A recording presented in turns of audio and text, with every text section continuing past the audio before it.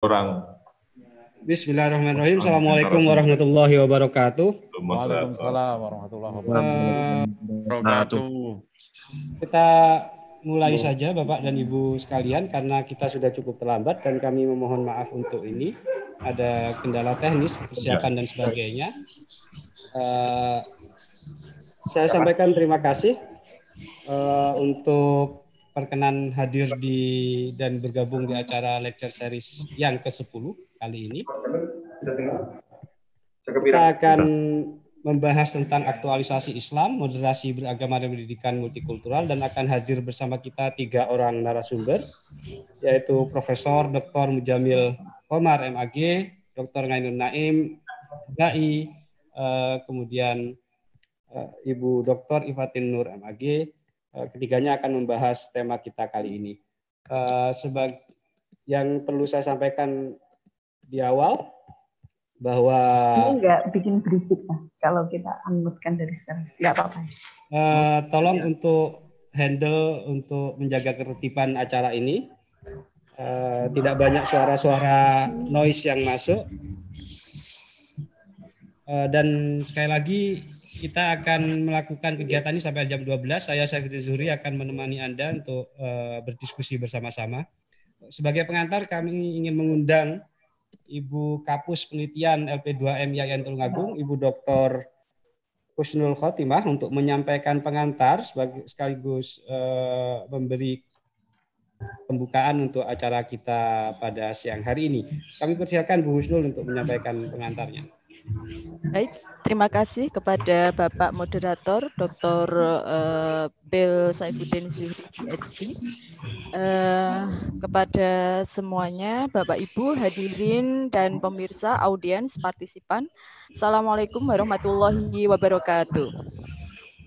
Alhamdulillahirrahmanirrahim wa bihi nasta'in wassalatu wassalamu ala asyrofil anbiya'i wal mursalin sayyidina Muhammadin wa ala alihi washabihi ajma'in, amma ba'du. Yang kami hormati Bapak Rektor IAIN Tulungagung, Ketua LP2M IAIN Tulungagung, yang kami hormati semua para pembahas, para guru besar, para narasumber, moderator juga, dan juga semua hadirin yang ikut berpartisipasi aktif dalam acara lecture series yang ke-10 pada siang hari ini. Alhamdulillah ini merupakan kegiatan lecture series ini sebetulnya bukan hal yang baru di LP2M IAIN Tulungagung, tapi ini sudah kegiatan rutin yang dilaksanakan oleh IAIN Tulungagung sejak tahun 2019. Dan ini pada tahun 2020 ini adalah seri yang ke-10, di mana ini adalah seri yang perdana. Sebetulnya kalau dikatakan perdana juga bukan perdana, tapi ini memang perdana di tahun COVID, pandemi COVID 2019 itu. Hal yang perlu kami sampaikan sebagai pembukaan kepada para pemirsa sekalian bahwa lecture series ini diinisiasi dari kami, dari LP2M YAIN Tulungagung untuk memberikan wadah atau memberikan wadah kepada Bapak Ibu dosen IAIN Tulungagung, terutama para peneliti, di mana kita tahu bahwa para Bapak Ibu dosen ini setiap tahun mengadakan penelitian sebagai wujud dari Tridharma perguruan tingginya, dan ini jangan sampai hasil dari penelitian itu stop berhenti di mereka sendiri. Tapi dengan lecture series ini kita bisa mempublikasikan hasil penelitian kita melalui wadah ini supaya hasil penelitian itu bisa didiseminasikan dan dipublish secara umum, bahkan bisa diakses melalui channel YouTube. Karena LS ini akan streaming, jadi streamingnya di YouTube itu tidak hanya pada LS perdana yang ke seri ke-10 ini, tapi kita sejak LS yang pertama di tahun 2019 kita sudah streaming via YouTube. Monggo Bapak Ibu sekalian bisa mengecek di channel YouTube lecture series IAIN Tulungagung. Baik, selanjutnya hal yang saya sampaikan kepada seluruh para Bapak Ibu hadirin semuanya, terobosan dari lecture series ini merupakan sesuatu yang kegiatan yang sifatnya rutin. Jadi kita istiqomah, bukan hanya spektakuler kita mengadakan kegiatan webinar ini satu kali kemudian selesai, tidak. Namun kita melaksanakannya secara rutin tiap seminggu sekali, yaitu pada hari Rabu jam 10 sampai jam 12. Ini tadi mohon maaf karena ini masih perdana, jadi pertama kita masih menyesuaikan masalah teknis dan lain sebagainya, sehingga kita ada waktu yang agak molor. Terus kemudian hal apa atau mengapa lecture series ini merasa perlu untuk dilaksanakan di kegiatan di LP2M YAIN Tulungagung ini, karena ada beberapa tujuan. Di antaranya tujuan selain yang saya sampaikan tadi ya, tujuannya itu adalah ini. Ada transisi kultur dari Bapak Ibu dosen YAIN Tulungagung. Selama ini kita selalu menggunakan tatap muka langsung atau diseminasi hasil penelitian itu person by person, kemudian dipublish di seminar yang kemudian ada hadirin, yang hadirin itu artinya terbatas. Nah, kita berusaha mencoba ada terobosan baru di mana ini ada transisi kultur dari yang semula ini tidak berbasis IT, maka kita berlatih atau melatih diri untuk adaptasi dengan penggunaan IT. Jadi tidak ada lagi semua dosen senior maupun dosen junior, bahkan dosen junior ini harus, dan juga ini manfaatnya juga bisa hasil penelitian ini nanti bisa dikaji dan bisa diakses oleh semua kalangan, tidak hanya dari akademisi yang terutama dari pihak dosen maupun guru besar maupun pihak akademisi yang lain, tapi bisa diakses oleh umum. Jadi siapapun nanti bisa mengakses melalui media sosial, terutama bisa mengunjungi pada channel YouTube.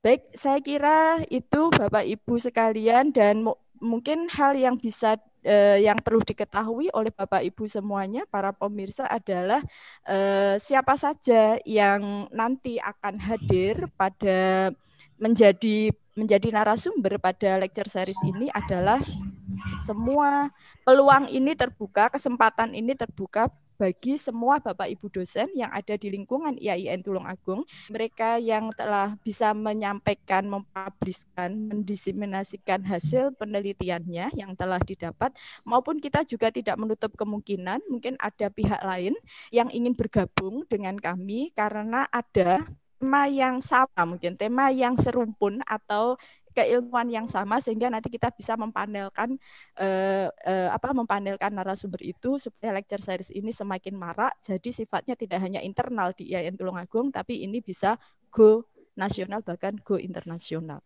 Saya kira itu yang bisa saya sampaikan, dan juga pembahasnya ini juga kita akan pembahas yang sifatnya invited. Kita akan mengundang para pembahas yang sesuai kapasitas keilmuannya nanti, supaya diskusi ini bisa menambah ilmu bagi kita semua. Saya kira itu yang bisa saya sampaikan. Silahkan forum lecture series pada siang hari ini bisa dimulai. Kalau saya katakan dibuka karena lecture series ini sudah dibuka sejak tahun 2019, jadi saya kira tidak pas. Saya hanya bisa menyampaikan silahkan lecture series perdana seri ke-10 pada siang hari ini bisa kita mulai. Tapi sebelum kita mulai, saya akan menyampaikan pantun dulu untuk mengawali sebagai spirit kita dalam lecture series ini ya. Oke, jadi pantunnya pantun biasa saja ya. Jalan-jalan ke pasar minggu, di pasar minggu membeli duku. Para pemirsa yang kami tunggu, ikut lecture series akan mendapat ilmu. Oke, selamat mengikuti, dan saya tunggu partisipasi aktif dari semua audiens, semua hadirin, karena nanti Bapak Moderator akan membuka peluang, membuka kesempatan untuk tanya jawab dan bertanya dan berdiskusi bersama. Silahkan digayeng-gayengkan forum ini ya sampai pada waktu nanti yang ditentukan. Waktu saya kembalikan kepada moderator. Wallahu a'lam bishawab. Wassalamualaikum warahmatullahi wabarakatuh. Waalaikumsalam warahmatullahi wabarakatuh. Terima kasih Ibu Dr. Husnul Khotimah untuk membuka acara ini. Tadi saya minta maaf karena saya lupa menyebutkan satu orang narasumber penting juga, di acara kita pagi ini, yaitu Dr. Aksin Wijaya. Nanti saya akan membacakan CV masing-masing narasumber. Yang ingin saya garis bawahi bahwa sekali lagi dimohon untuk peserta yang terlibat di Zoom untuk menjaga ketertiban, sekali lagi untuk tidak men-sharing apapun di platform Zoom ini, dan jika ada pertanyaan nanti mohon disampaikan secara baik dan sopan dengan cara raise hand ya. Nanti saya akan menunjuk satu peserta atau dua peserta penanya yang meraise hand dan kami persilahkan untuk menyampaikan pertanyaannya secara langsung. Dan yang terakhir adalah bahwa bagi peserta yang tidak masuk di kanal Zoom kali ini, karena kita hanya terbatas hanya 100 orang saja, bisa mengakses kegiatan ini di kanal YouTube di LP2M YIN Tulungagung. Di sana nanti bisa dilihat live streaming lecture series, dan seperti disampaikan Ibu Sudul tadi bahwa ini seri yang ke-10 dan seri-seri yang lain bisa diakses di kanal tersebut. Dan yang terakhir adalah terkait dengan sertifikat. Link untuk sertifikat nanti akan disampaikan di akhir acara. Mohon untuk tidak men-share link tersebut. Jadi sertifikat hanya diperuntukkan untuk peserta baik di Zoom atau di YouTube. Nanti link sertifikat akan muncul menjelang sesi pertanyaan, dan sertifikat akan terkirim secara otomatis ke email Bapak Ibu sekalian. Dan kita masuk ke agenda utama kali ini. Kita akan berdiskusi tentang aktualisasi Islam, moderasi beragama dan pendidikan multikultural di Indonesia. Saya kira tema ini cukup menarik dan mengembalikan ingatan kita pada tahun 1980-an ketika gerakan pembaharuan begitu sangat dinamis di Indonesia, dan ini tentu saja atribusinya kepada seorang tokoh yang berperan sentral dalam merubah Kementerian Agama, yaitu Profesor Munawir Sadzali. Jadi beliau seorang diplomat karir yang sempat menjadi Menteri Agama dari tahun 1983 sampai 1993, jadi 2 periode semasa Orde Baru menjabat sebagai Kementerian Agama. Dan kita tahu ada banyak sekali legasi dari Profesor Munawir Sadzali. Beliau menyampaikan tema reaktualisasi Islam sebenarnya pada tahun 1982. Kemudian dia menulis juga pada Panji Masyarakat 1987 dengan judul yang sama, reaktualisasi ajaran Islam. Dan saya kira sesi kali ini, lecture series kali ini adalah untuk mengenang beliau lah kira-kira ya, dengan tema aktualisasi Islam. Dan saya kira cukup signifikan. Kita akan melihat bagaimana perubahan respon Islam terhadap 80-an, apa yang berubah ketika periode tahun setelah tahun 2000. Untuk selanjutnya saya ingin mengundang Profesor Mujamil Komar untuk menyampaikan paparannya. Saya ingin perkenalkan bahwa Profesor Mujamil Komar ini adalah Rektor STAIN Tulungagung dulu, sebelum menjadi YIN Tulungagung pada, jika tidak salah, 2006 hingga tahun 2010. Beliau adalah profesor dalam bidang pemikiran Islam, alumni dari YIN Sunan Ampel, S1 dan S2, dan berhasil meraih gelar doktor di Universitas Islam Negeri Syarif Hidayatullah pada tahun 2000. Selanjutnya kami ingin mempersilahkan Pak Profesor Mujamil Komar untuk menyampaikan paparannya, kemudian disusul dengan narasumber yang kedua, Bapak Dr. Ainun Naim. Silakan Bapak Profesor. Terima kasih. Assalamualaikum warahmatullahi wabarakatuh. Waalaikumsalam. Saya hormati Bapak Moderator, para narasumber yang lain, dan para pemirsa. Penelitian kami yang saya lakukan dengan Bapak Dr. Ainun Naim adalah aktualisasi pemikiran Islam multikultural dalam membangun harmonisasi masyarakat. Studi multisitus di pesantren Anak Pasuruan dan pesantren Rakyat Al-Amin Sumber Pucung Malang. penelitian ini adalah penelitian kualitatif. Tapi sebelumnya saya akan membagi berdasarkan perspektif penelitian. Bahwa saya menggunakan ontologi, epistemologi, dan aksiologi. Ontologi yang kami maksud di sini adalah meliputi masalah. Epistemologi meliputi metode. Sementara aksiologi adalah meliputi hasil penelitian atau temuan penelitian. Yang pertama terkait dengan ontologi. Bahwa dalam konteks penelitian, saya dan Pak Ainun Naim sengaja memilih dua lembaga atau dua pesantren itu karena memang ada keunikan-keunikan tertentu. Baik Kiai Soleh sebagai pengasuh pesantren Ngalah maupun Kiai Abdullah Syam sebagai pengasuh pesantren rakyat Sumberjudung Ngalah itu memiliki budaya yang sangat intens untuk berbaur dengan tokoh-tokoh non-Islam. Banyak pastor, biarawan, tokoh-tokoh penghujud dan lain sebagainya yang mengunjungi pesantren tersebut. Khusus untuk pesantren Ngalah misalnya, romo-romo maupun biarawati yang mau ditugaskan, baik di dalam negeri maupun di luar negeri, itu sering mondok di pesantren Ngalah.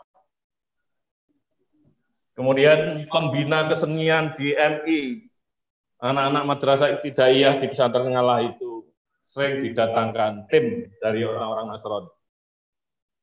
Nama gedung yang dimiliki Universitas Darut Taqwa sebagai universitas yang dimiliki oleh pesantren Ngalah itu menggunakan nama-nama yang pluralis seperti Gedung Nusantara, Gedung NKRI, kemudian SMP Bhinneka Tunggal Ika. Kemudian di pesantren rakyat tidak jauh dari itu, hanya karena Kiai Abdullah Syam ini masih relatif muda, dia mengidolakan Kiai Soleh. Tetapi gerak maupun langkah-langkah yang dilakukan sesungguhnya mirip, kecuali hanya secara parsial ada perbedaan-perbedaan yang kecil. Itulah yang menjadikan satu latar belakang penelitian kami, karena penelitian kami adalah penelitian kualitatif yang berangkat dari data, ya, dari data lapangan, bukan dari teori, untuk memenuhi salah satu sifat atau karakter, yaitu induktif natural. Dalam penelitian ini kami mengajukan 4 pertanyaan. Yang pertama adalah bagaimanakah dasar pemikiran yang melandasi aktualisasi pemikiran Islam multikultural dalam membangun harmonisasi masyarakat di kedua pesantren tersebut. Yang kedua, bagaimanakah pendekatan dalam mengaktualisasikan pemikiran Islam multikultural. Selanjutnya sama. Kemudian yang ketiga adalah bagaimanakah tantangan-tantangan yang dihadapi ketika mengaktualisasikan pemikiran Islam multikultural. Dan yang keempat adalah bagaimana saluran yang dilalui kedua pihak tersebut dalam merespon tantangan aktualisasi pemikiran Islam multikultural. Selanjutnya masih terkait dengan ontologi, yaitu terkait dengan teori.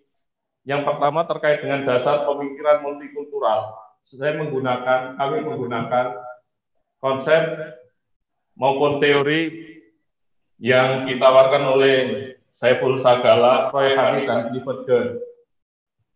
Kemudian terkait dengan persoalan kedua, pendekatan mengaktualisasi pemikiran Islam multikultural. Kami menggunakan teori yang dibangun oleh G.I. Black, Jiniwa J, Budi Munawar Rahman, kemudian Ni Putu Suwardani.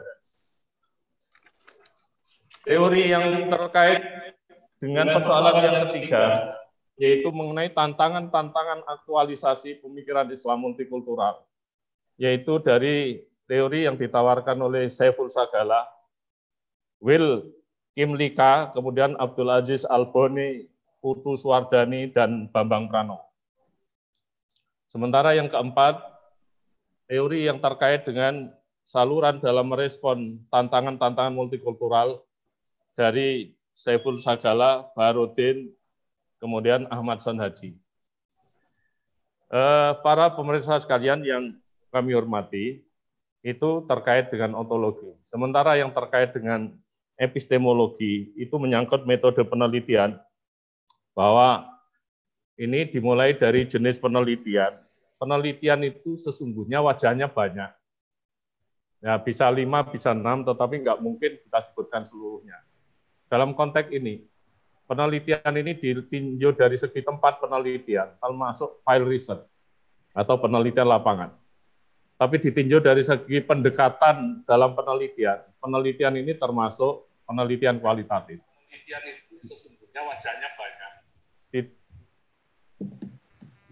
Ditinjau dari segi jumlah yang diteliti, maka penelitian ini termasuk penelitian studi kasus. Kemudian pendekatan yang dilakukan adalah pendekatan interaksi simbolik atau interaksionisme simbolik. Sehingga data itu tidak memberikan pengertian, melainkan pengertian itu dibangun oleh para penafsir terhadap data itu. Kemudian penentuan informal, kami menempuh 2 atau gabungan dari purposive sampling dengan snowball sampling. Purposive sampling, kami menunjuk bahwa informan utama bagi pesantren Ngala ada Kiai Soleh Baharudin. Sementara informan utama bagi pesantren rakyat adalah Kiai Abdullah Sam. Nah, selebihnya dari itu, kami minta informasi, terutama dari informan utama itu, baik dari Kiai Soleh maupun dari Kiai Abdullah Sam. Kemudian ditunjukkan orang-orang yang paling menguasai informasi, yang paling tahu sepak terjang mereka berdua, yang paling tahu ya sejarah perlakuan mereka terhadap orang-orang non-Muslim. Sehingga untuk Kiai Soleh kita dihadapkan dengan khodamnya, ya Ustadz Wasil, kemudian dengan Ustadz Muhammad Amin. Sementara untuk Kiai Abdullah Sam, kita ditunjukkan Profesor Dr. Mufidah, kemudian Dr. Maghfur, kemudian Ustadz Yahya itu sebagai salah satu pengurus di pesantren tersebut. Jadi informan di sini tidak banyak, sedikit tetapi orang yang paling menguasai informasi. Karena dalam penelitian kualitatif, seorang yang menguasai informasi itu mengalahkan 1000 orang yang penguasaannya hanya setengah-setengah. Kemudian metode pengumpulan data, kami menggunakan wawancara mendalam, observasi partisipan, dan dokumentasi. Sementara teknik analisis data, analisis situs tunggal menggunakan langkah-langkah yang ditawarkan oleh Miles dan Haberman, yaitu reduksi data, sajian data, dan penarikan kesimpulan. Sementara analisis lintas situs memakai 5 langkah. Sedangkan teknik pemeriksaan keabsahan data menggunakan credibility, transferability, dependability, dan confirmability. Para pemirsa yang berbahagia, selanjutnya tentang temuan penelitian. Karena ini harus bisa membagi waktu. Maka saya hanya akan menyampaikan di pesantren Ngalah. Nanti untuk pesantren rakyat, saya mohon Pak Dr. Ngainun Naim yang akan menyampaikan. Ya, Bro. Ada temuan yang menarik sekali di pesantren Ngalah. Mulai dari dasar aktualisasi pemikiran Islam multikultural. Itu bagi Kiai Soleh, bahwa berbagai macam budaya di masyarakat itu justru sebagai pemersatu bangsa. Keberadaan berbagai agama itu sebagai satu keniscayaan. Maka kita harus menghormati secara total. Bukti penghormatan Kiai Soleh secara total itu menyerahkan salah satu ketua jurusan di Universitas Darut Taqwa dan salah satu dekan di Universitas Darut Taqwa itu dijabat oleh orang-orang Nasrani.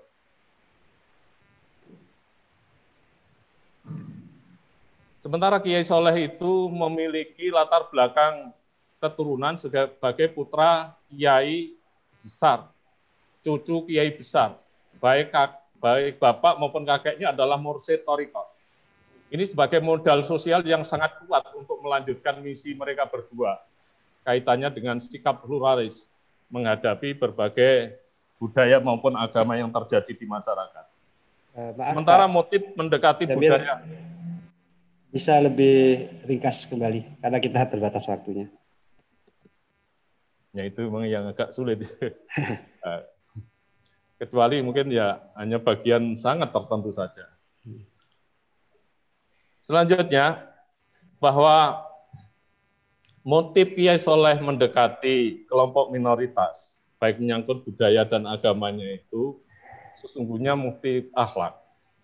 Motif ini dijabarkan dalam bentuk tindakan yang sangat luar biasa. Karena Kiai Soleh itu ya bukan hanya sekedar biasa mengucapkan selamat Natal, tetapi biasa mensolati jenazah orang-orang non-muslim. Biasa mentahlili jenazah orang-orang muslim. Meskipun itu dengan menggunakan siasat. Bahwa misalnya ketika tahlil, Allahumma anjilir rahmah wal maghfirah ala alil kubur minal muslimin al muslimat. Khususan, kalau biasanya pemimpin tahlil, khususan ila ruhi, si A, khususan ila ruhi fulan. Tetapi kalau Kiai Soleh, khususan illa ruhi, jadi menggunakan mustasna. Jadi kecuali yang dituju itu adalah ruhnya orang-orang non-Islam itu. Jadi kalau pemimpin tahlil yang lain menggunakan huruf jer ila, jadi ila ruhi yang ditujukan pada ruh tertentu itu. Sementara kalau Kiai Soleh menggunakan huruf mustasna, ya illa ruhi. Jadi perbedaan antara ila dengan ila, kata Kiai Soleh itu adalah ilmu gadologi. Kemudian pendekatan yang dipakai oleh Kiai Soleh itu adalah pendekatan akhlak, pendekatan psikologis, dan pendekatan teologis. Kemudian sarana yang digunakan adalah sarana komunikasi atau dialog, tradisi, dan pemberian nama gedung dengan nama-nama yang mencerminkan sikap pluralis. Kemudian pendekatan paling efektif menurut Kiai Soleh adalah pendekatan keterbukaan, keakraban, persaudaraan, dan kemanusiaan. Selanjutnya tantangan-tantangan yang dihadapi oleh Kiai Soleh biasa muncul dari jamaahnya sendiri pada awal-awal, kemudian tantangan dari umat Islam, kemudian tantangan dari tokoh-tokoh Islam termasuk habaib. Nah, tetapi Kiai Soleh sangat cuek. Biarkan saja itu akan berlalu. Dan mereka yang tahu tentang latar belakang Kiai Soleh yang mewarisi sikap dari bapak dan mbahnya, maka menjadi suatu hal yang biasa. Yang keempat adalah terkait dengan saluran-saluran aktualisasi pemikiran Islam. Ya, Kiai Soleh menggunakan saluran argumentasi di dalam kitab Jawabul Masail. Kemudian kegiatan senenan dan kegiatan manakiban. Saluran sosial intinya adalah perilaku, apalagi beliau mendasarkan pada keturunan kiai besar, yang itu bisa digunakan sebagai modal yang sangat kuat untuk menetralisir terhadap tantangan-tantangan baik dari umat Islam maupun tokoh-tokohnya, kiai, ustadz, habaib yang memandang bahwa apa yang diajarkan oleh Kiai Soleh itu sebagai ajaran yang sesat. Kemudian saluran dakwah melalui pemberian mauidhah hasanah, saluran media melalui TV Ngalah dan selebaran-selebaran, kemudian saluran pendidikan melalui perguruan tinggi, tetapi yang paling efektif adalah menggunakan kegiatan senenan dan pengajian, karena kegiatan itu diikuti sekitar 6.000 jamaah. Kemudian saluran ilmiah, yaitu melalui seminar nasional, regional, dan internasional. Nah, saluran yang paling diandalkan oleh Kiai Soleh adalah saluran pengajian, dan saluran senenan yang itu sangat melekatkan terhadap pesan-pesan yang disampaikan oleh Kiai Soleh kepada jamaah, karena rata-rata dari kalangan arus bawah. Para pemirsa yang berbahagia, selanjutnya akan saya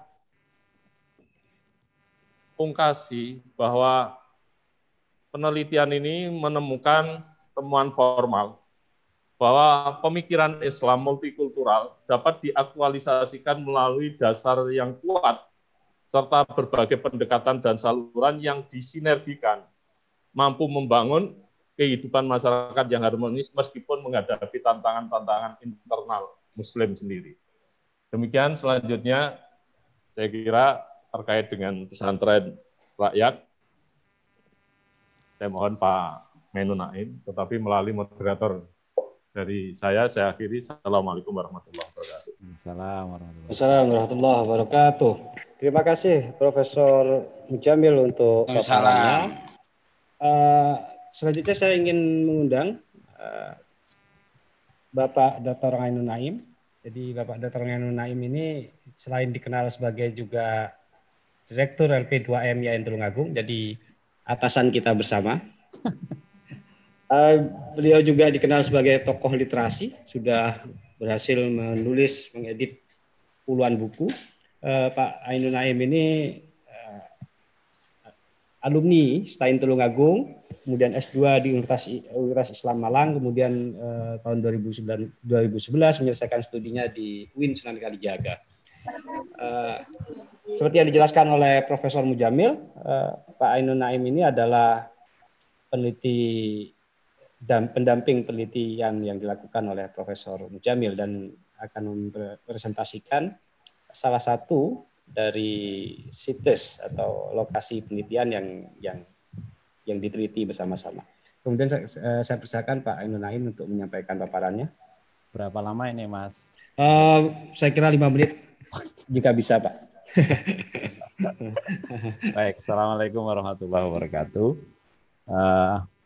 Yang saya hormati moderator, Prof. Mujamil, pembahas Dr. Agden, kemudian narasumber Bu Dr. Ifatin Nur. Saya langsung aja to the point, melengkapi paparan yang disampaikan oleh Profesor Mujamil tadi.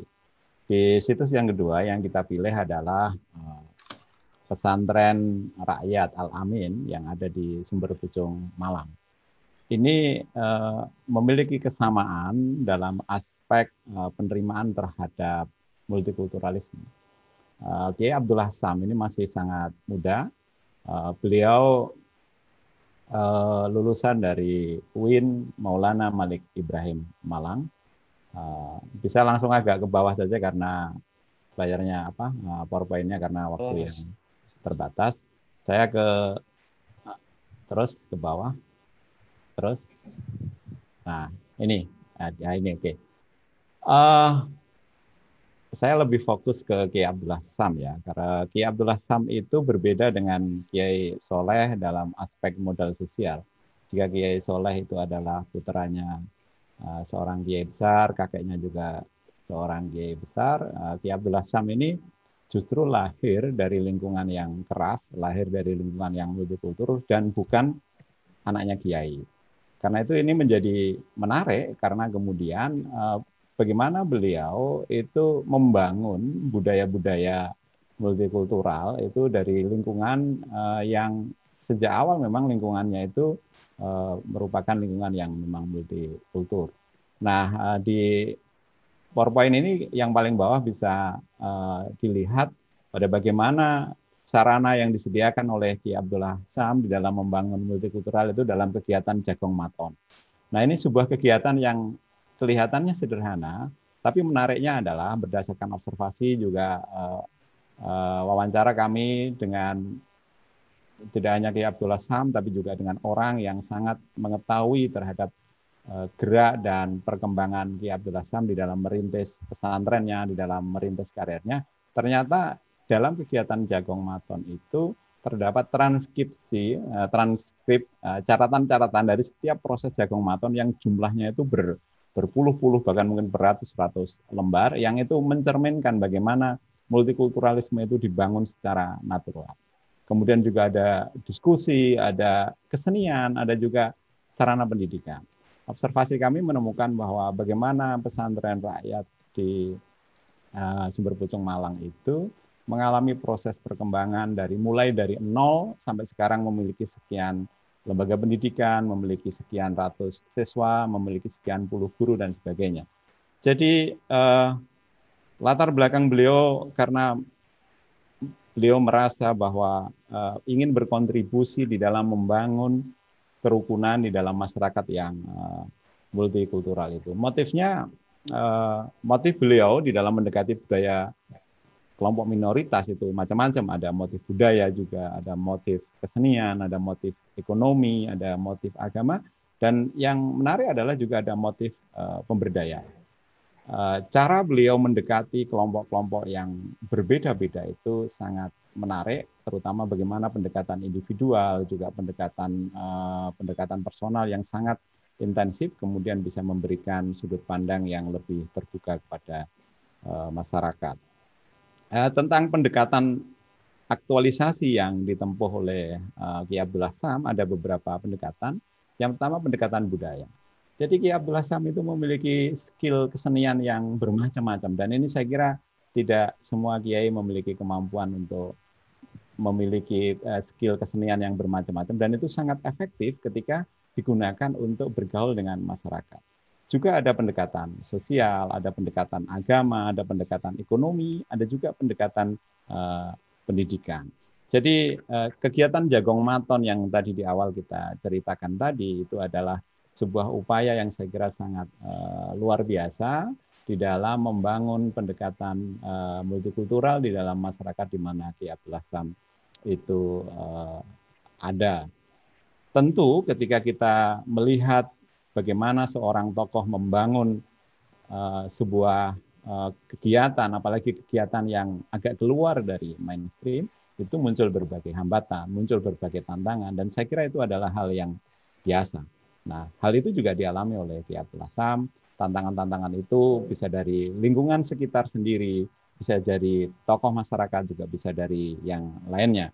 Nah, misalnya ada yang mengatakan bahwa berdasarkan wawancara kami, ada yang mengatakan bahwa ketika beliau akrab dengan para pendeta itu ada masyarakat yang berkata, Kiai kok gaulnya sama pendeta misalnya. Itu kan sesuatu yang kurang lazim di dalam masyarakat. Nah, ada juga dari kelompok minoritas yang mempertanyakan kenapa ada orang yang mau dekat dengan kelompok minoritas. Jadi ada pertanyaan-pertanyaan. Tetapi kemudian seiring waktu beliau itu ya termasuk orang yang bisa merespon berbagai tantangan itu secara apresiatif. Nah, saluran aktualisasi yang dilalui oleh Ki Abdullah Sham dalam menjawab berbagai tantangan itu bermacam-macam. Momentum-momentum Agustusan, kemudian saluran-saluran budaya, lalu pengembangan organisasi, silaturahmi, kemudian membangun jejaring, itu merupakan saluran yang dilalui oleh Ki Abdullah Sham secara intensif, dan itu dilakukan dengan penuh kesabaran. Nah, ditinjau dari proses interaksi beliau dengan masyarakat, memang saluran-saluran itu secara umum tidak selalu lancar ya. Jadi misalnya bagaimana beliau mendapat hambatan dan tantangan, misalnya ini orang kok kiai kok berkaitan dengan orang-orang abangan dan sebagainya. Bahkan ada yang menilai orang kok ngebet banget pengen jadi kiai dan sebagainya. Itu beberapa persoalan yang sering beliau hadapi ketika beliau melaksanakan kegiatan. Tetapi secara substansial, saya kira Kiai Abdullah Sham bisa menjawab semua tantangan itu, tentu dengan beberapa catatan dan dengan beberapa kelemahan. Tetapi saya kira tidak banyak orang yang bisa menempuh jalur multikultural semacam itu. Saya kira itu, Mas. Baik, Bapak. Terima kasih. Ya, terima kasih Bapak Dr. Ainun Naim untuk paparannya. Saya kira menarik ini. Penelitian dua orang tokoh di Yayan Tulungagung ini terkait dengan multikulturalisme. Saya kira kita akan melihat beberapa poin penting, yaitu bahwa jika ini adalah dinamika di kalangan internal Muslim yang kita sebut sebagai tradisionalis, kira-kira melalui tradisi pembaharuan dalam tradisi pesantren, dengan tidak saja pesantren sebagai lembaga pendidikan seperti tadi dijelaskan oleh Profesor Jamil, ternyata juga banyak sekali non-Muslim yang kemudian nyantri kira-kira di sebuah pesantren. Saya kira ini sebuah dinamika yang sangat kontemporer dan tentu saja ini merespons pada situasi tertentu. Ya tentu ini akan sangat signifikan jika kita menjelaskan dalam konteks pluralisme di Indonesia. Dan kita juga menyaksikan dinamika yang lain dalam konteks tradisi adalah bagaimana fikih juga berubah. Sekalipun dengan siasat tadi seperti yang dijelaskan oleh Profesor Mujamil, bagaimana sholat dan doa terhadap jenazah non-muslim. Saya kira ini dinamika yang menarik yang terjadi akhir-akhir ini di kalangan tradisionalis. Dan tentu saja seperti yang digarisbawahi oleh Pak Naim tadi, ini bukan hal yang mudah, terjadi kontestasi.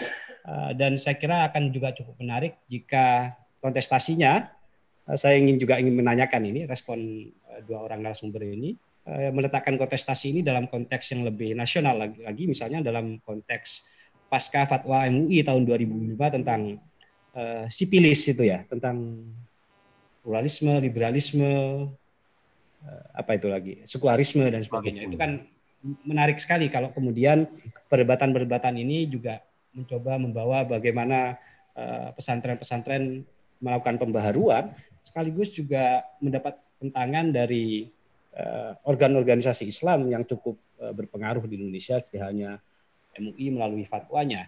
Dan sekali lagi kita juga akan mendengarkan presentasi yang juga cukup menarik lagi dari Ibu Dr. Ifatin Nur, juga meletakkan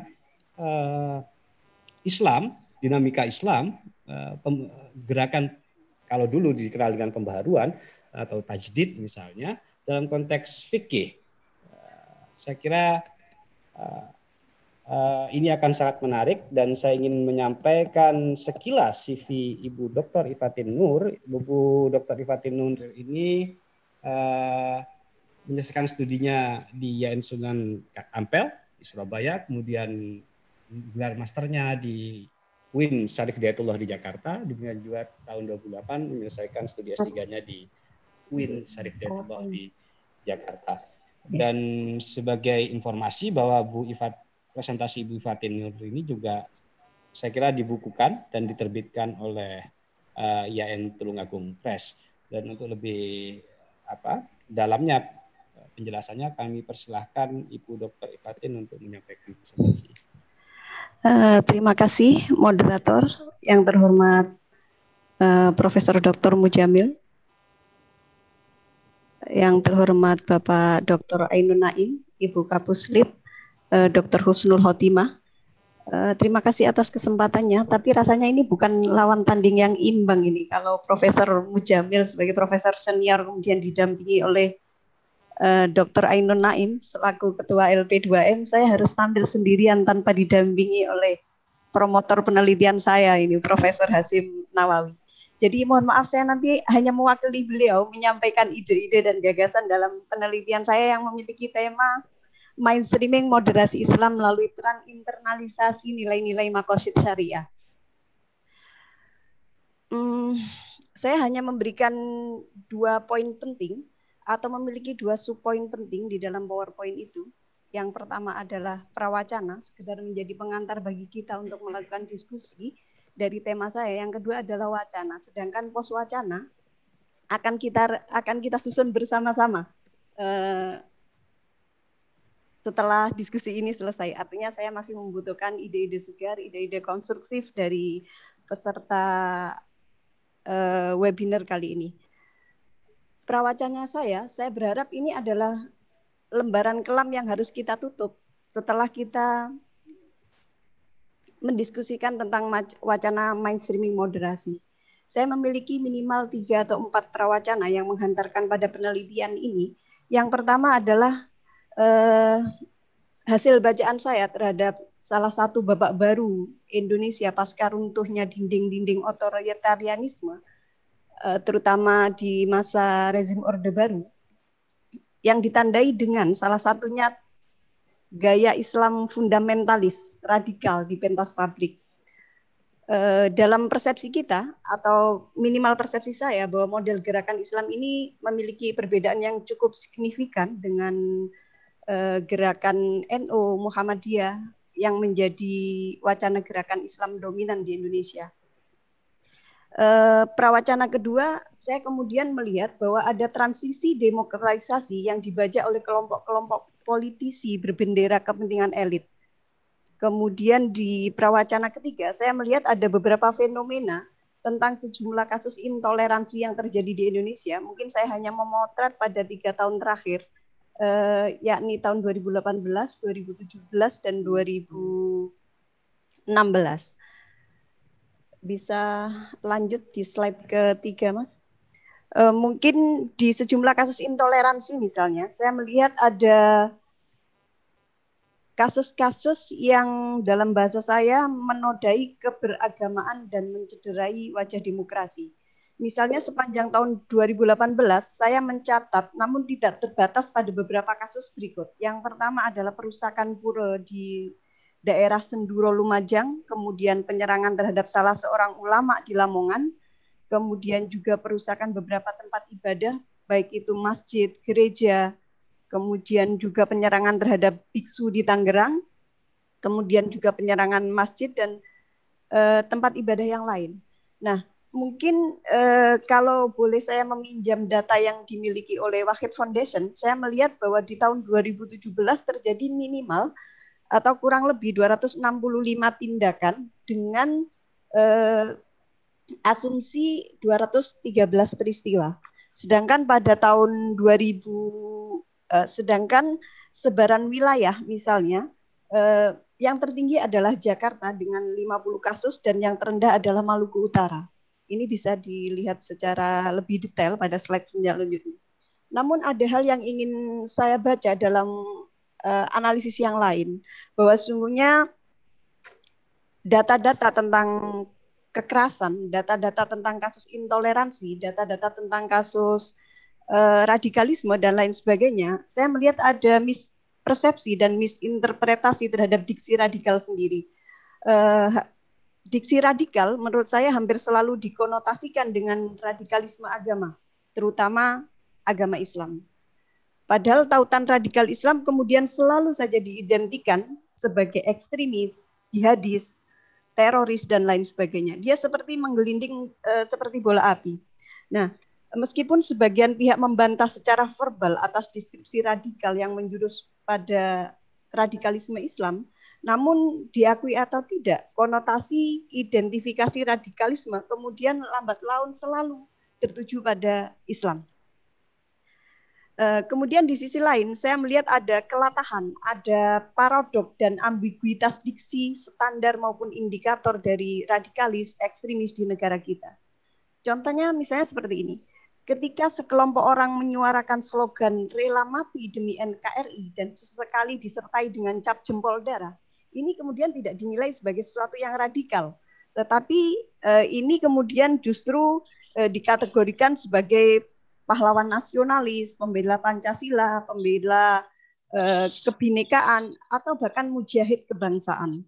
Sementara di sisi yang lain juga kemudian diikuti ketika kelompok orang atas nama nasionalisme dan bela NKRI melakukan sweeping terhadap kelompok yang beraliran politik yang berbeda, kemudian berbeda paham keagamaan, ini tidak disebut sebagai radikalisme. Lebih lagi ketika mereka memperjuangkan radikalisme dengan membawa jagur hurbul waton minal iman, maka mereka akan terbangun bagi mereka citra nasionalisme tulen.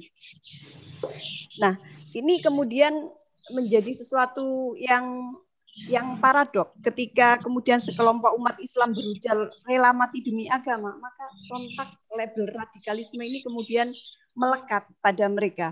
Kata jihad sepenuhnya menjadi sesuatu yang negatif dan selalu identik dengan radikal. Ketika kelompok-kelompok tertentu atas nama Islam kemudian melakukan sweeping terhadap kelompok maksiat, maka mereka selalu saja dikonotasikan sebagai kelompok radikalis ekstremis.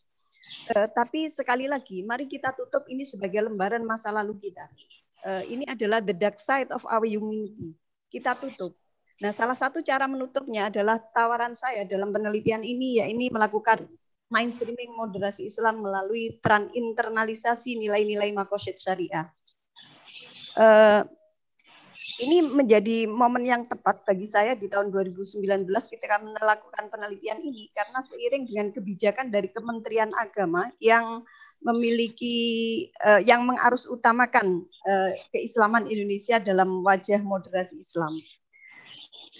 Gagasan ini menurut saya selain sebagai langkah solutif atas problematika pejoratif keagamaan dan lokomotor peradaban global, juga menjadi alternatif bagi generasi moderat untuk mengambil langkah preventif sekaligus progresif untuk menyerukan dan membumikan kemaslahatan sejagat, atau apa yang disebut sebagai istilah maslahah yang menjadi substansi dan esensi daripada maqasid syariah.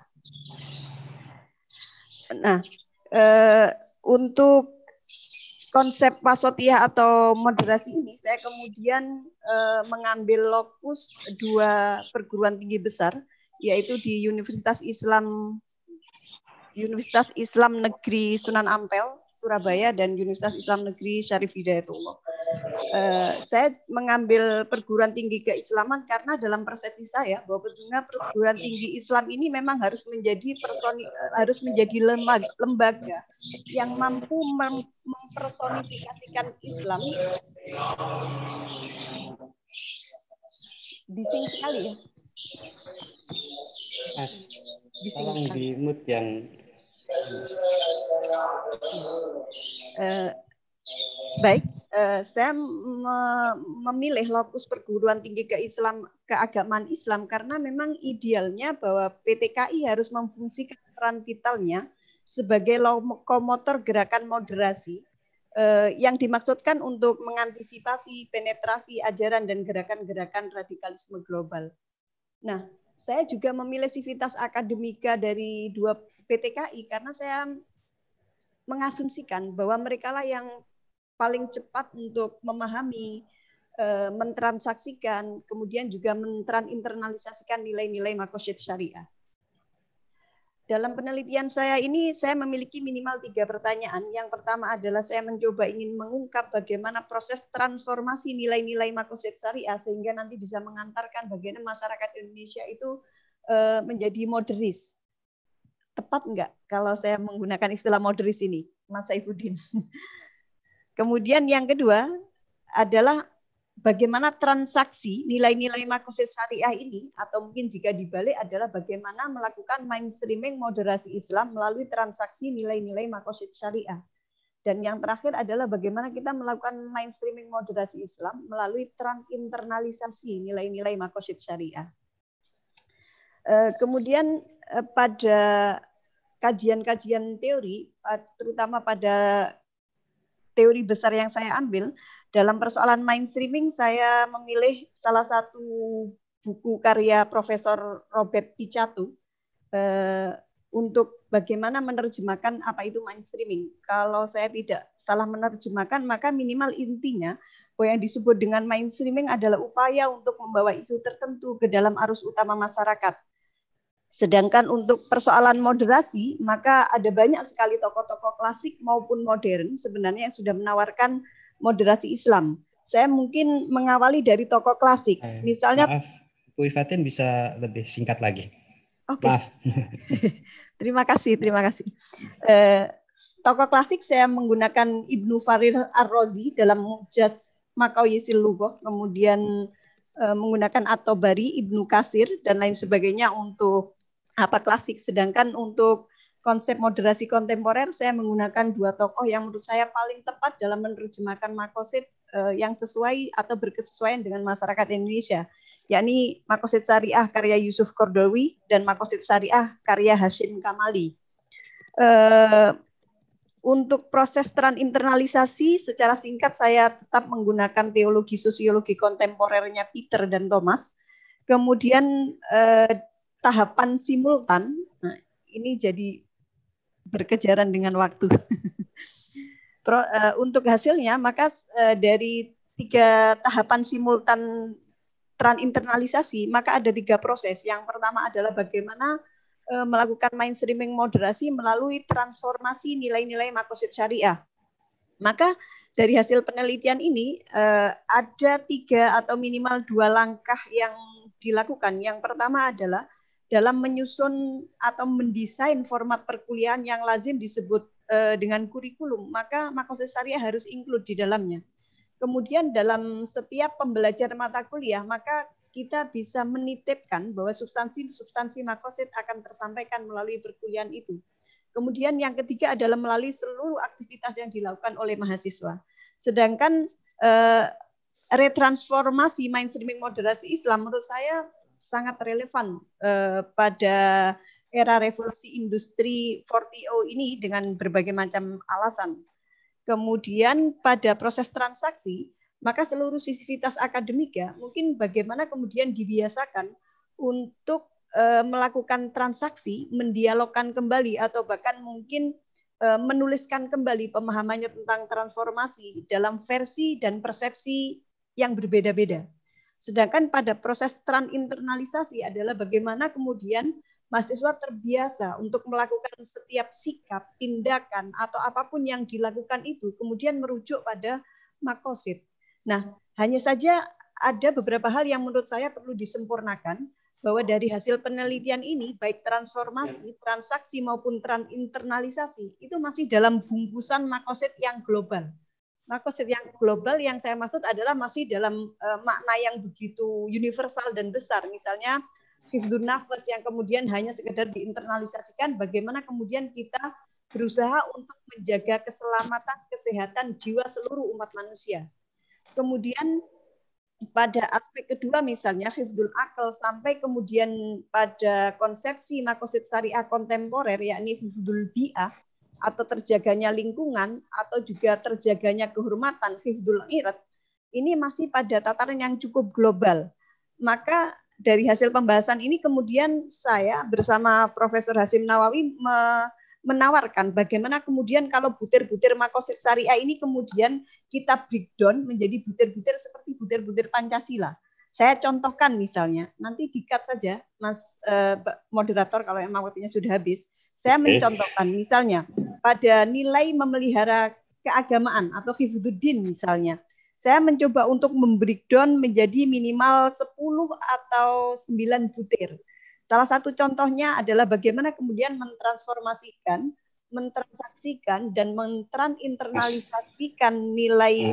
Hati-hati karena ada yang coret-coret di screen.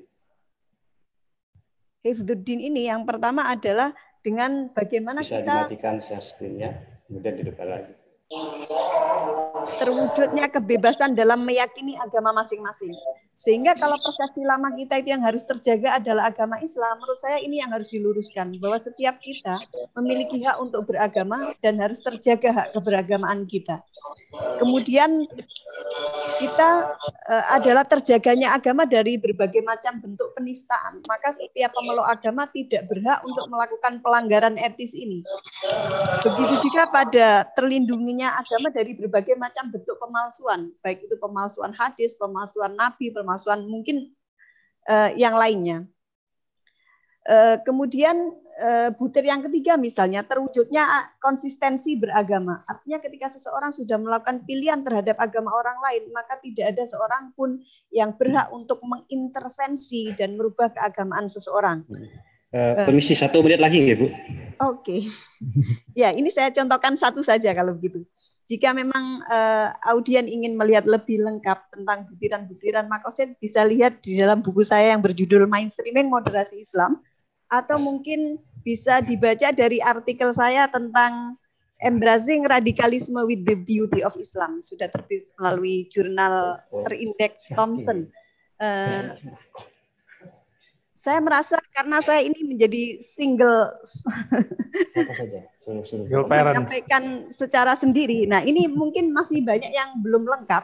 Seharusnya ini dilengkapi oleh peneliti senior saya, Profesor Hasyim Nawawi. Tapi nanti kalau misalnya ada pertanyaan yang mungkin belum bisa saya jawab, saya akan membaca moderator kita dan juga Ibu Kapuslit untuk membantu saya memberikan alternatif jawaban kepada audien. Terima kasih. Ya, terima kasih Bu Dr. Ifatin untuk presentasinya. Saya kira cukup menarik. Kita tadi sudah mendengarkan dari Profesor Mujamil dan Pak Ainun Naim bagaimana perubahan, tantangan dan perubahan. Respond and challenge kira-kira sebuah konsep yang dikembangkan tahun 90-an Dan sekali lagi di kalangan tradisionalis juga muncul respon dan tantangan yang berbeda, dan Bu Ifatin tadi mempresentasikan bagaimana dalam konteks lembaga pendidikan formal di sebuah universitas misalnya. Dan sekali lagi ada kesesuaian, ada ketersinggungan antara dua tema penelitian ini terkait mengenai pluralitas yang menjadi concern, bagaimana hak-hak beragama juga harus dilindungi seperti halnya disampaikan tadi oleh Ibu Dr. Ifatin. Dan tadi saya cukup tertarik juga untuk mengkomparasikan makna moderasi Islam dengan slogan yang resmi dari pemerintah, misalnya tentang moderasi beragama, yang saya kira bisa jadi memiliki ketersinggungan atau bahkan perbedaan. Ya, sederhananya apa yang kemudian membedakan ini dengan konsep-konsep yang menjadi resmi, ya, konsep resmi menjadi satu program di Kementerian Agama tentang moderasi beragama. Dan untuk mempersingkat waktu, kami ingin mengundang pembahas kita untuk lecture series yang ke-10 kali ini, yaitu Bapak Dr. Aksin Wijaya. Bapak Aksin ini ya cukup sangat dikenal sekali sebagai penulis yang produktif, menulis puluhan buku, dan beliau saat ini sebagai Direktur Pasca Sarjana IAIN Ponorogo, dan tahun lalu di tahun 2019 meraih sebagai peneliti terbaik di Kementerian Agama. Beliau menyelesaikan studinya di STAIN Jember, kemudian melanjutkan S2 dan S3-nya di UIN Sunan Kalijaga Jakarta, dan karena itu saya ingin mengundang Bapak Dr. Aksin Wijaya untuk menyampaikan prestasinya. Silakan Bapak. Terima kasih. Assalamualaikum warahmatullahi wabarakatuh. Moderatornya agak garang, jadi saya harus singkat ini. Yang pertama, salam untuk Prof. Mujamil dan Pak Yai Ainun Naim, Mbak Husnul dan Mbak Ifatin dan teman-teman semua. Saya ingin memulai, saya tidak mau banyak bicara ya, nanti disemprot sama Pak. Saya ingin mulai dari Mbak Ifatin, ya, dari belakang dulu. Yang pertama begini Mbak, tadi disinggung oleh Pak Saifuddin, ya, bahwa ada kata kunci yang dipakai di dalam penelitian Mbak Ifatin itu kan moderasi Islam, atau kata tadi disinggung moderasi beragama. Tapi saya belum menemukan pijakan tipologi yang dibuat oleh Mbak Ifatin untuk menempatkan moderasi Islam itu moderasi di antara apa. Mengapa? Karena ada banyak tipologi yang dibuat oleh orang. Misalnya Pak Syafi'i Ma'arif misalnya, dia mengkategorisasi Islam di Indonesia itu ada neomodernis, ada neotradisionalis, ada eksklusivis, ada modernis, sekularis dan sebagainya. Ya, kemudian ada lagi yang Syafi'i Anwar misalnya, ya, mentipologi Islam di Indonesia itu kan ada formalistik, ada substansialistik, ada transformatif, totalistik, idealistik, dan realistik. Kalau saya membagi, ada Islam Khawariji, ada Islamisme, ada Islam pluralis. Nah, jadi sebelum kita menamai tipe pemikiran, saya kira kita perlu membuat pijakan tipologi yang dipakai, karena masing-masing tipologi itu punya pijakan yang terpisah. Nah, itu saya belum menemukan. Yang kedua, 3 rumusan masalah tadi, ya, 3 rumusan masalah itu kan ada transformasi, ada transaksi, ada internasionalisasi, Pak, ya. Nah, ini kan sebenarnya terjemahan dari teori yang digunakan, teori sosiologinya Peter L. Berger, yaitu eksternalisasi, objektifikasi, dan internalisasi. Kalau ini benar, saya tidak tahu nanti Mbak Ifatin. Kalau benar Mbak Ifatin menggunakan teori itu, teori sosiologinya Peter L. Berger, maka kita harus konsisten menggunakan istilah-istilah kunci yang digunakan oleh teori itu. Yang pertama, seharusnya menggunakan rumusan masalah pertama, misalnya ya, harus menggunakan istilah eksternalisasi.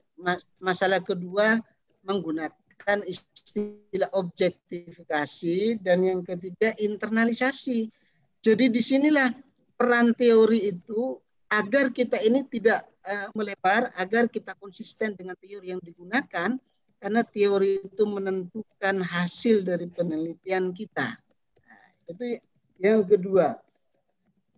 Yang ketiga, ya singkat cerita, makosid syariah ini dijadikan yang digunakan dari makosid syariah ini aspek teoritisnya atau aspek wacananya, Mbak. Mengapa? Karena ada perbedaan ya. Misalnya masing-masing tokoh itu punya teori makosid syariah yang berbeda. Yusuf Qaradawi dengan misalnya Jasar Auda, beda dengan Abdul Majid An-Najjar, beda dengan Ibnu Ashur, beda dengan Syatibi misalnya. Nah, saya melihat yang digunakan Mbak Ifatin itu tadi adalah unsur-unsur dari maqasid syariah, yaitu usulul khamsah. Ini menurut saya sebuah lompatan, karena usulul khamsah ini tadi yang mau di breakdown menjadi beberapa poin itu ada tingkatan-tingkatannya. Ada namanya doruri, ada namanya haji, ada namanya tahsini. Nah, ini tidak bisa dipisahkan dari, jadi unsur-unsur usulul khamsah itu tidak bisa dipisah dari tiga tingkatan maqasid itu tadi. Ada doruri, ada tahsini, dan ada haji. Mana? Jadi setiap unsur, misalnya hifdzuddin, itu pasti punya unsur tertentu yang masuk ke tingkatan doruri, ada yang masuk ke tingkatan haji, ada yang masuk tingkatan tahsini. Nah, ini perlu menurut saya untuk di breakdown, dijadikan dasar dalam membreakdown usul khamsah itu tadi. Saya kira itu sebelum saya disemprot sama moderator. Yang kedua,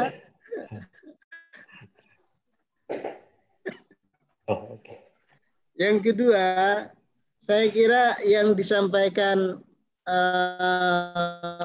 Prof. Jamil dengan Bapak Kiai Ngain sempurna, saya kira ada ya. Tapi ada catatan ini, posisi saya ini anggap sebagai pembaca begitu kira-kira. Tadi itu langsung ada justifikasi istilah bahwa Kiai Soleh dan Kiai Abdullah itu penganut sebagai penganut pemikiran Islam multikultural. Ya. Ini belum ada pembahasan yang yang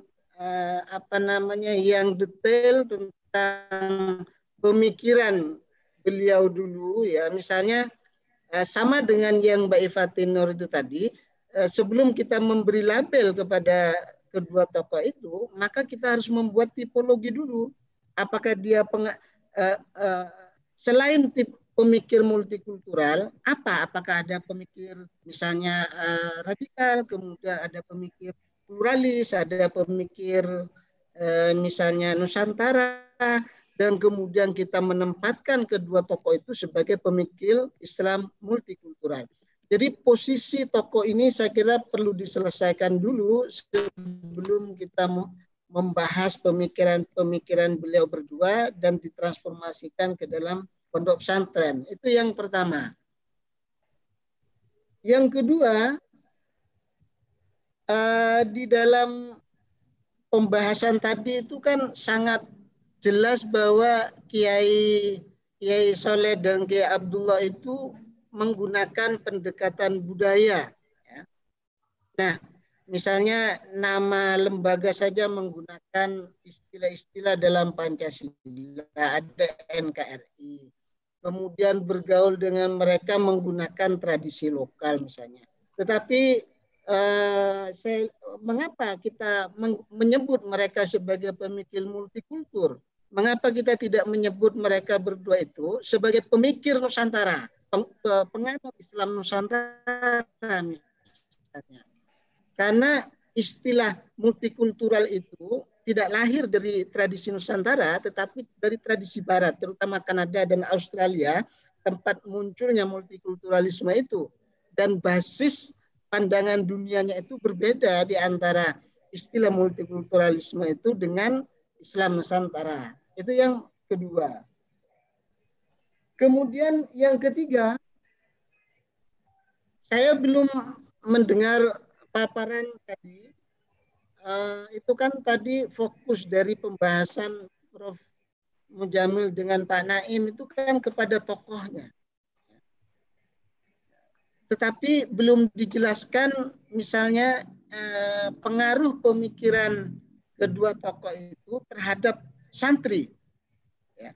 Apakah santri yang ada di dua pondok itu juga mencerminkan diri pemikiran Bapak Kiainya atau tidak?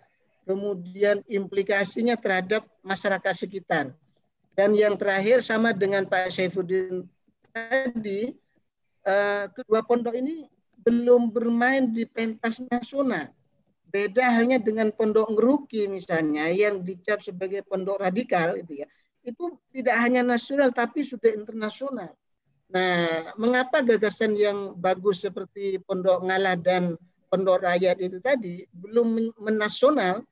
Apakah karena gagasan yang dipakai oleh yang ditawarkan oleh kedua kiai itu tadi bersifat lokal saja dan tidak mampu bertarung di pentas nasional atau apa begitu? Saya kira itu saja dari saya, Pak Saifuddin. Terima kasih. Ya, terima kasih Pak Aksin Wijaya.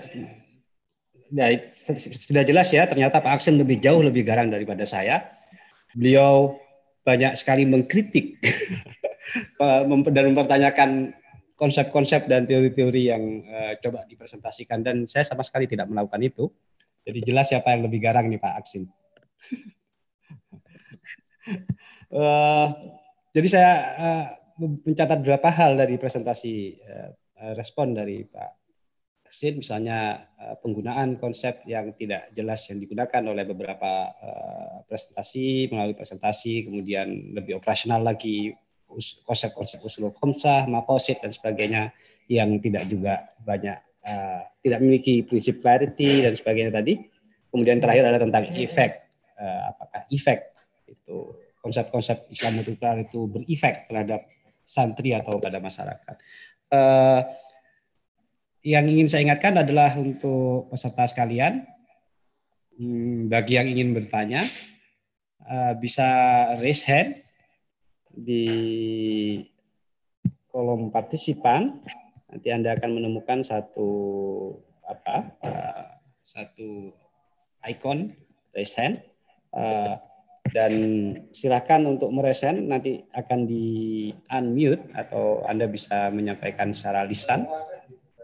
Terus yang kedua adalah tentang sertifikat. Saya kira sertifikat bisa dibagikan, link sertifikatnya. Bapak, Ibu, dan sekalian bisa mengisi isian kolom link sertifikat, dan sekali lagi ingin saya sampaikan untuk tidak membagi ya link tersebut, karena sekali lagi itu berimplikasi terhadap isian yang Bapak Ibu lakukan. Jadi tolong hanya untuk yang berpartisipasi di Zoom ataupun di kanal YouTube yang mengisi untuk sertifikat. Dan sekali lagi sertifikat nanti akan dikirimkan ke email Bapak Ibu sekalian. Dan di akhir nanti jika ada yang tidak mendapatkan juga akan kami share link drive di mana Bapak dan Ibu sekalian bisa mendownload sertifikat nanti setelah acara ini usai. Ya, sudah muncul di sini link sertifikatnya, silakan untuk diisi, dan di sini saya melihat setidaknya 4 orang yang ingin bertanya. Yang pertama saya ingin memberi kesempatan kepada Susanto. Halo, Bapak Susanto.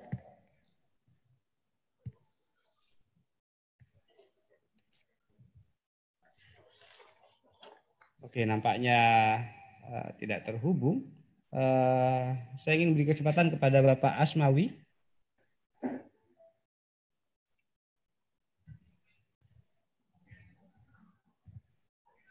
Halo, Bapak Asmawi. Halo. Saya melihat di sini Bapak ingin menyampaikan sesuatu di Zoom kali ini. Kami persilakan, Bapak. Assalamualaikum warahmatullahi wabarakatuh. Mohon menyebutkan nama dan identitas dan asal instansi ya, Bapak. Ya. Saya Asmawi dari IAIN Tulungagung. Saya tertarik sekali dengan para profesor dan pemikir-pemikir Muslim Tulungagung ini. Pertama, pertanyaan yang simpel saja. Para pembaru yang telah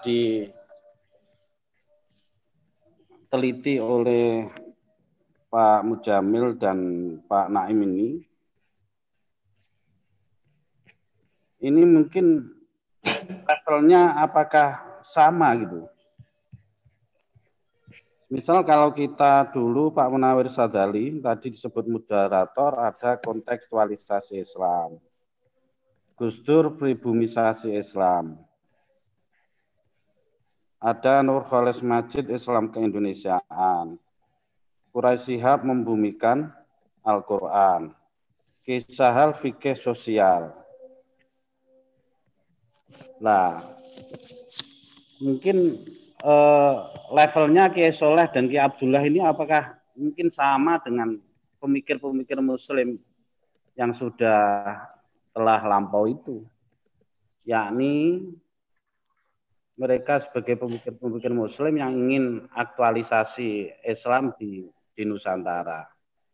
Hanya saja ketika ingin melabilisasi para pemikir-pemikir Muslim, terutama Kiai Soleh dengan Kiai Abdullah itu, kira-kira yang ide-ide genuin yang bisa transformasi di tengah-tengah masyarakat itu kira-kira apa gitu.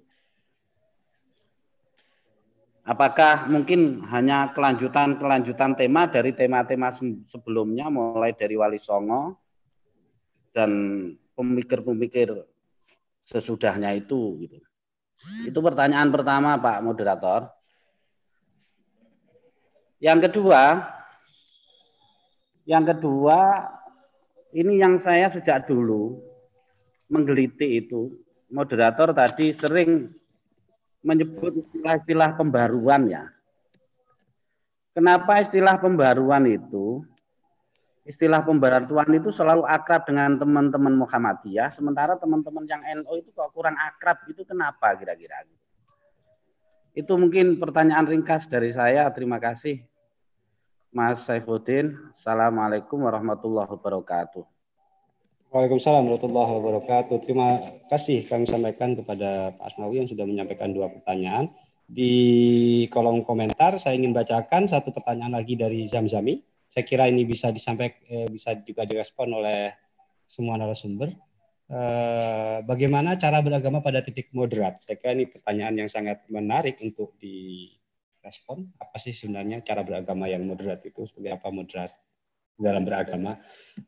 Dan sebagai penanya terakhir, saya ingin mengundang, saya kira ini peneliti tentang ngalah juga, Bapak Dr. Muntahibun Nafis, yang juga raise hand untuk menyampaikan pertanyaannya, dan setelah ini kita akan memberi kesempatan pada masing-masing presenter untuk merespon.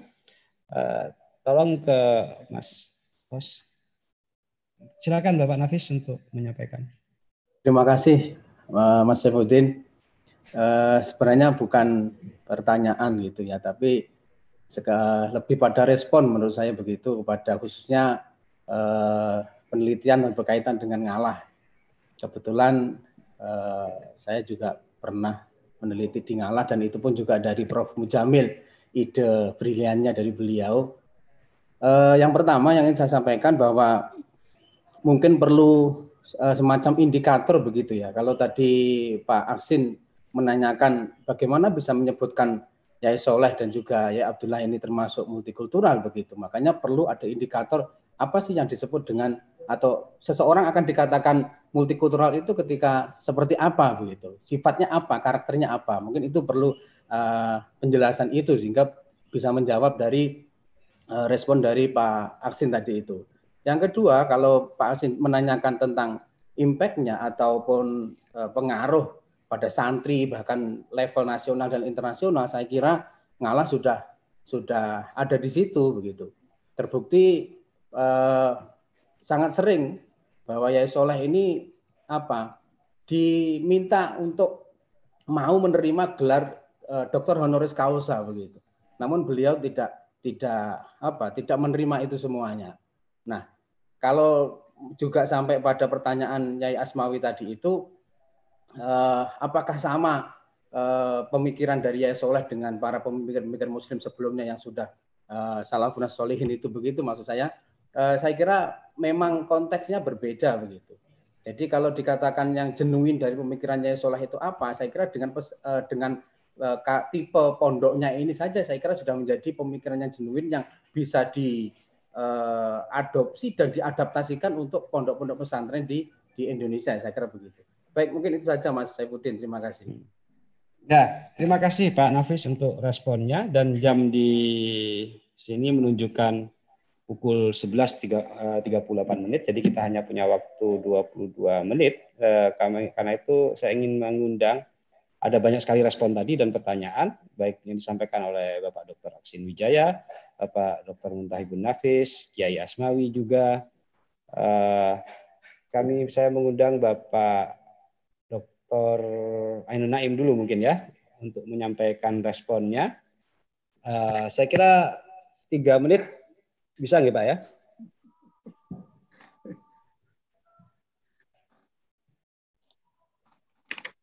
Mas.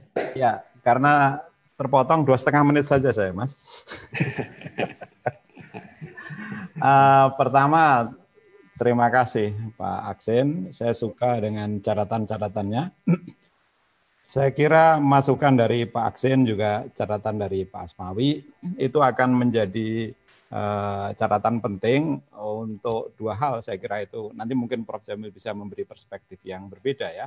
2 hal, yang pertama adalah untuk proses penyempurnaan terhadap laporan penelitian ini, sama seperti penelitiannya Bu Ifatin. Jadi laporan penelitian ini sedang proses cetak menjadi buku, kemudian juga sedang submit di jurnal.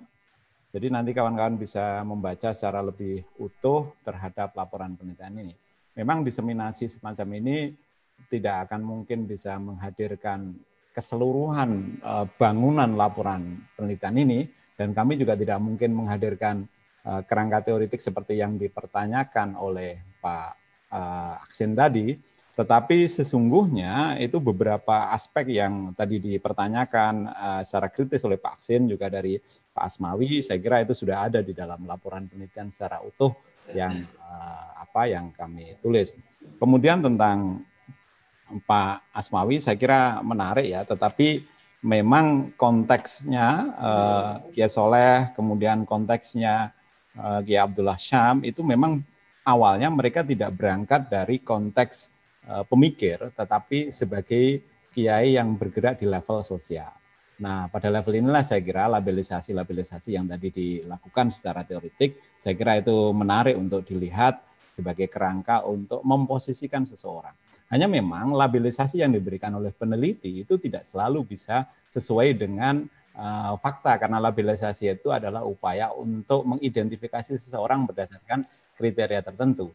seperti yang di awal tadi disampaikan oleh Pak Aksin, seseorang bisa masuk ke dalam beberapa kategori karena kriteria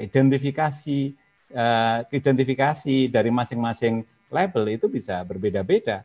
Misalnya Nurkolis Majid disebut oleh Budi Munawar Rahman sebagai pemikir Islam peradaban, sementara oleh Greg Burton disebut sebagai pemikir Islam neomodernis. Saya kira 3 menit, Mas Saifuddin, saya kembalikan ke moderator. Terima kasih karena memang nggak mungkin untuk melayani kira-kira semua pertanyaan yang sangat kompleks dan sangat banyak sekali. Untuk kali ini saya harus melakukan diskriminasi karena yang akan saya undang untuk merespon adalah seorang profesor. Jadi Pak Dr. Ainun Naim kalau pengen dapat keistimewaan juga segera profesor ini. Saya akan memberi waktu lebih lama dari Pak Dr. Ainun Naim kepada Profesor Mujamil Komar. Tidak lagi 3 menit, tapi 5 menit karena beliau profesor. Jadi yang dokter-dokter yang pengen panjang waktunya untuk merespon, silahkan segera profesor. Silahkan Bapak Profesor Mujamil. Terima kasih terhadap pertanyaan Pak Asin, dan nanti waktunya kalau Nutut juga akan menanggapi dari pernyataan Pak Saifuddin terkait dengan pembukaan tadi. Yang pertama terkait dengan Pak Asin, bahwa penelitian kami itu file research, bukan library research. Jadi karena file research, maka Kiai Soleh itu memang tokoh sentral, terutama di pesantren Ngalah. Tetapi Kiai Soleh itu mewakili pesantren Ngalah.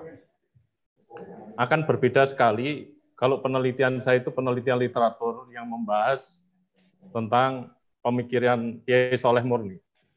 Itu akan memaparkan bagaimana corak pemikirannya dan lain sebagainya. Tetapi berhubung ini adalah file research, ya tentu terkait dengan fokus pertanyaan penelitian yang itu saya dapatkan dari lapangan penelitian untuk memenuhi induktif dan natural. Ya, untuk memenuhi karakteristik induktif dan natural. Kemudian berikutnya, mengapa tidak disebut pemikir Islam Nusantara atau pemikir Islam yang lain? Sebagaimana tadi disampaikan oleh Pak Naim, memang seorang tokoh itu bisa mencerminkan wajah pemikiran ganda. Gus Dur misalnya, dikatakan pemikir liberal masuk, pemikir Islam tradisional masuk, pemikir Islam moderat masuk, kosmopolit masuk. Demikian pula Yai Soleh itu misalnya, masuk pemikiran Islam pluralis masuk saya kira, meskipun tidak sepenuhnya 100%. Multikulturalis masuk, Islam moderat masuk, Islam tradisional masuk, Islam Nusantara masuk. Nah, ketika bicara tentang pemikir Islam Nusantara, kiai-kiai pondok salaf itu rata-rata adalah pemikirannya pemikiran Islam Nusantara. Nah, buktinya banyak kesepakatan-kesepakatan yang mereka tempuh itu keluar dari misalnya fikih klasik. Misalnya satu contoh yang sederhana saja. Misalnya untuk mengingatkan orang yang berpuasa ketika sahur supaya tidak kebablasan, itu di Indonesia dilakukan ijtihad, kemudian diingatkan dengan imsak, itu ijtihad dari Indonesia, ulama-ulama Indonesia. Yang kedua misalnya zakat fitrah, itu tidak pakai gandum, tidak pakai kurma, tidak pakai yang lain sebagaimana disebutkan kitab klasik, tetapi menggunakan beras dan lain sebagainya. Jadi kalau kita lihat dari sisi ketertarikannya, saya kira pemikiran tipologi pemikiran Yai Soleh sebagai pemikir Islam pluralis misalnya atau multikulturalis itu masih lebih memiliki daya tarik dan lebih spesifik daripada pemikiran tren salaf adalah pemikir Islam Nusantara. Berikutnya, memang di sini tidak dijelaskan tentang pengaruh kedua tokoh itu kepada santrinya. Karena saya terikat pada itu tadi, fokus dan pertanyaan penelitian. Kebetulan di dalam fokus dan pertanyaan penelitian saya itu tidak mempersoalkan pengaruh kedua beliau itu pada santrinya. Tetapi sepintas dari hasil penelitian saya dan penelitian yang dilakukan oleh Pak Naim, bahwa tentu para santri yang nyantri di sana, termasuk ustadz-ustadz yang menjadi tenaga edukatif di sana, termasuk misalnya yayasan atau mitra itu adalah mereka yang memiliki persepsi yang relatif sama, memiliki pandangan yang relatif sama. Ada jamaah yang sampai kemudian keluar dari jamaah itu karena perspektifnya berbeda, persepsinya berbeda. Nah, kalau dari situ maka bisa ditarik kesimpulan bahwa ustadz, ustadz, para santri dan para pemerhati, itu yang terkait dengan kedua pondok tersebut tentu banyak terpengaruh.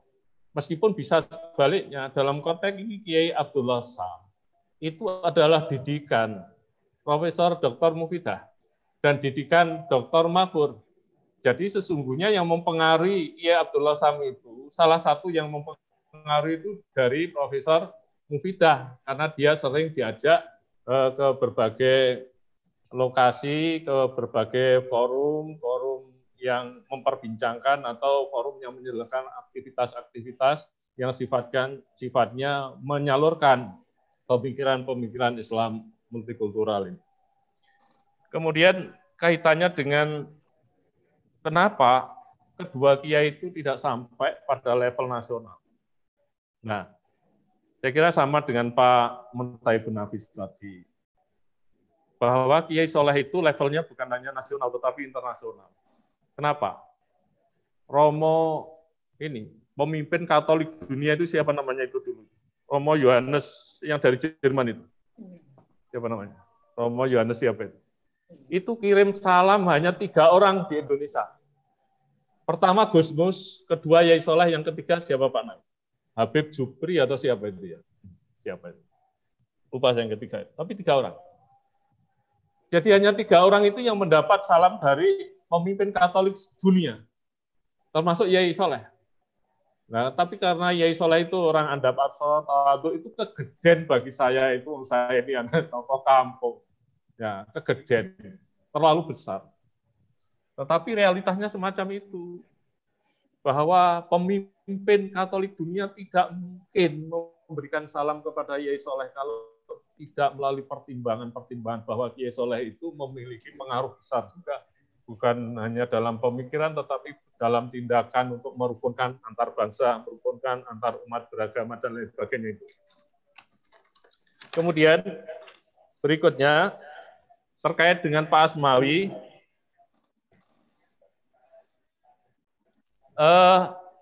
Kiai Soleh dengan Kiai Abdullah Sham, itu apakah selevel dengan tokoh-tokoh yang disebutkan tadi? Ya, kalau terkait dengan distribusi pemikiran memang belum levelnya. Gus Dur, Cak Nur, Munawir Sajali, ya misalnya memiliki posisi-posisi yang strategis, sehingga pemikiran-pemikirannya begitu cepat menyebar. Tapi Yai Soleh itu dari Desa Ngalah, Purwodadi, Pasuruan, Purwosari, Pasuruan. Sementara Kiai Abdullah Sham dari Desa Sumber Pucung, itu juga mempengaruhi saya kira. Jadi pada levelnya memang tidak sampai ke sana, tetapi bahwa terobosan yang dilakukan oleh Yai Soleh itu tidak kurang liberalnya daripada yang dilakukan oleh Gus Dur misalnya. Kemudian ide-ide general, genuine. Nah, ide-ide genuine, saya kira kita perlu meramu tentang ini karena kita harus menyeleksi dan membandingkan dengan ide-ide pemikir-pemikir yang lain. Sebab kalau itu dikatakan genuine misalnya, kita diperhadapkan misalnya di Semarang itu ada pondok Soko Tunggal oleh Gus Nuril. Ya, Gus Nuril di Solo itu yang mengislamkan Dedi Kolbujer itu, Gus Miftah. Kemudian di Mojokerto itu adiknya Yai Soleh itu juga memiliki pemikiran yang mirip dengan Yai Soleh. Nah, itu harus bisa membedakan dengan pemikiran-pemikiran itu. Memang tidak mudah. Terus terang, saya dan Pak Naim belum bisa menyimpulkan ide-ide genuine dari kedua tokoh sekarang ini, sebelum kita melakukan perbandingan secara komprehensif. Kemudian berikutnya, mengapa istilah pembaruan itu dilekatkan pada orang-orang Muhammadiyah? Ini terkait dengan persoalan sejarah, karena Muhammadiyah Sarekat Islam, kemudian Persis itu dianggap sebagai organisasi modernis. Ya. Tetapi NU, Al-Wasliyah, Perti itu dianggap organisasi yang tradisional. Tetapi sebagaimana saya tulis di dalam disertasi saya, bahwa Muhammadiyah misalnya itu disebut modernis itu hanya dalam pendidikan dan gerakan sosial, terutama ya pada akhir-akhir ini saya batasi pasca tahun 1985. Sementara terkait dengan pemikiran Islam itu sesungguhnya pemikiran-pemikiran modernis itu justru ditampilkan oleh tokoh-tokoh NU. Pemikiran-pemikiran Pak Masdar Farid Masudi, pemikiran-pemikiran Pak Agil Sirot, pemikiran-pemikiran Gus Dur utamanya, pemikiran-pemikiran Ulil Absor, itu sudah menyangkal tradisi di kalangan NU sendiri, bahkan itu sudah liberal untuk ukuran orang-orang Muhammadiyah. Jadi saya sampaikan di disertasi, tentu yang baca juga banyak tokoh Muhammadiyah dan tokoh NU. Tapi itu berdasarkan data yang diawali oleh penelitian yang disampaikan oleh misalnya Martin van Brenissen, kemudian Greg Barton, Greg Paoli, dan lain sebagainya. Bahwa ternyata pemikiran-pemikiran yang menarik belakangan ini, pemikiran-pemikiran yang modernis itu justru muncul dari tokoh-tokoh NU. Sementara tokoh-tokoh Muhammadiyah tidak lebih dari mengungkapkan pemikiran-pemikiran pengulangan pada tahun 19-an, ketika Muhammadiyah baru didirikan itu. Itu saya pertegas melalui penelitian saya dalam disertasi. Jadi kita lihat levelnya, kalau dalam pendidikan NU kalah modern, dalam hal sosial NU kalah modern dengan Muhammadiyah, tetapi dalam pemikiran keagamaan belakangan ini Muhammadiyah kalah dengan modern. Kalau Pak Harun Nasution, Pak Ajumardi Azra itu dulu ketika mengajar, ada mahasiswa yang membawakan makalah terkait dengan Muhammadiyah dan NU. Itu selalu dilacak oleh Pak Ajumardi. Kalau belum ada, disuruh nambahin bahwa pemikiran NU itu lebih progresif daripada pemikiran Muhammadiyah. Meskipun Pak Ajumardi sendiri orang Muhammadiyah. Kemudian dari Jam-Jami, cara beragama secara moderat. Ya, kalau di dalam teologi misalnya itu menerapkan pandangan Asy'ari. Tetapi sesungguhnya pemikiran Asy'ari itu bukan paling moderat. Pemikiran Asy'ari itu masih kalah moderat dengan pemikiran Maturidi. Dalam menjembatani pemikiran Jabariyah dengan Qadariyah atau Jabariyah dengan Mu'tazilah. Karena daya yang ada pada manusia itu menurut pandangan Asy'ari dalam teori kasarnya tidak memiliki efek. Sementara Maturidi mengatakan bahwa fi'lullah khalqul istita'ah wa fi'lul insan isti'malul istita'ah.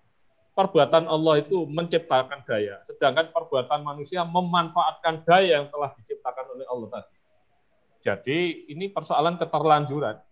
Ketika kita mengungkapkan pemikiran moderat dalam akidah atau teologi itu selalu merujuk pada Asy'ari. Kita mencari yang betul-betul tengah memang sulit. Tetapi bahwa pemikiran Maturidi lebih tengah daripada pemikiran Asy'ari. Kemudian dalam fikih menerapkan pemikiran Imam Syafi'i, dalam tasawuf menerapkan pemikiran Al-Ghazali, dalam politik menerapkan pemikiran Muhammad Hussein Haikal.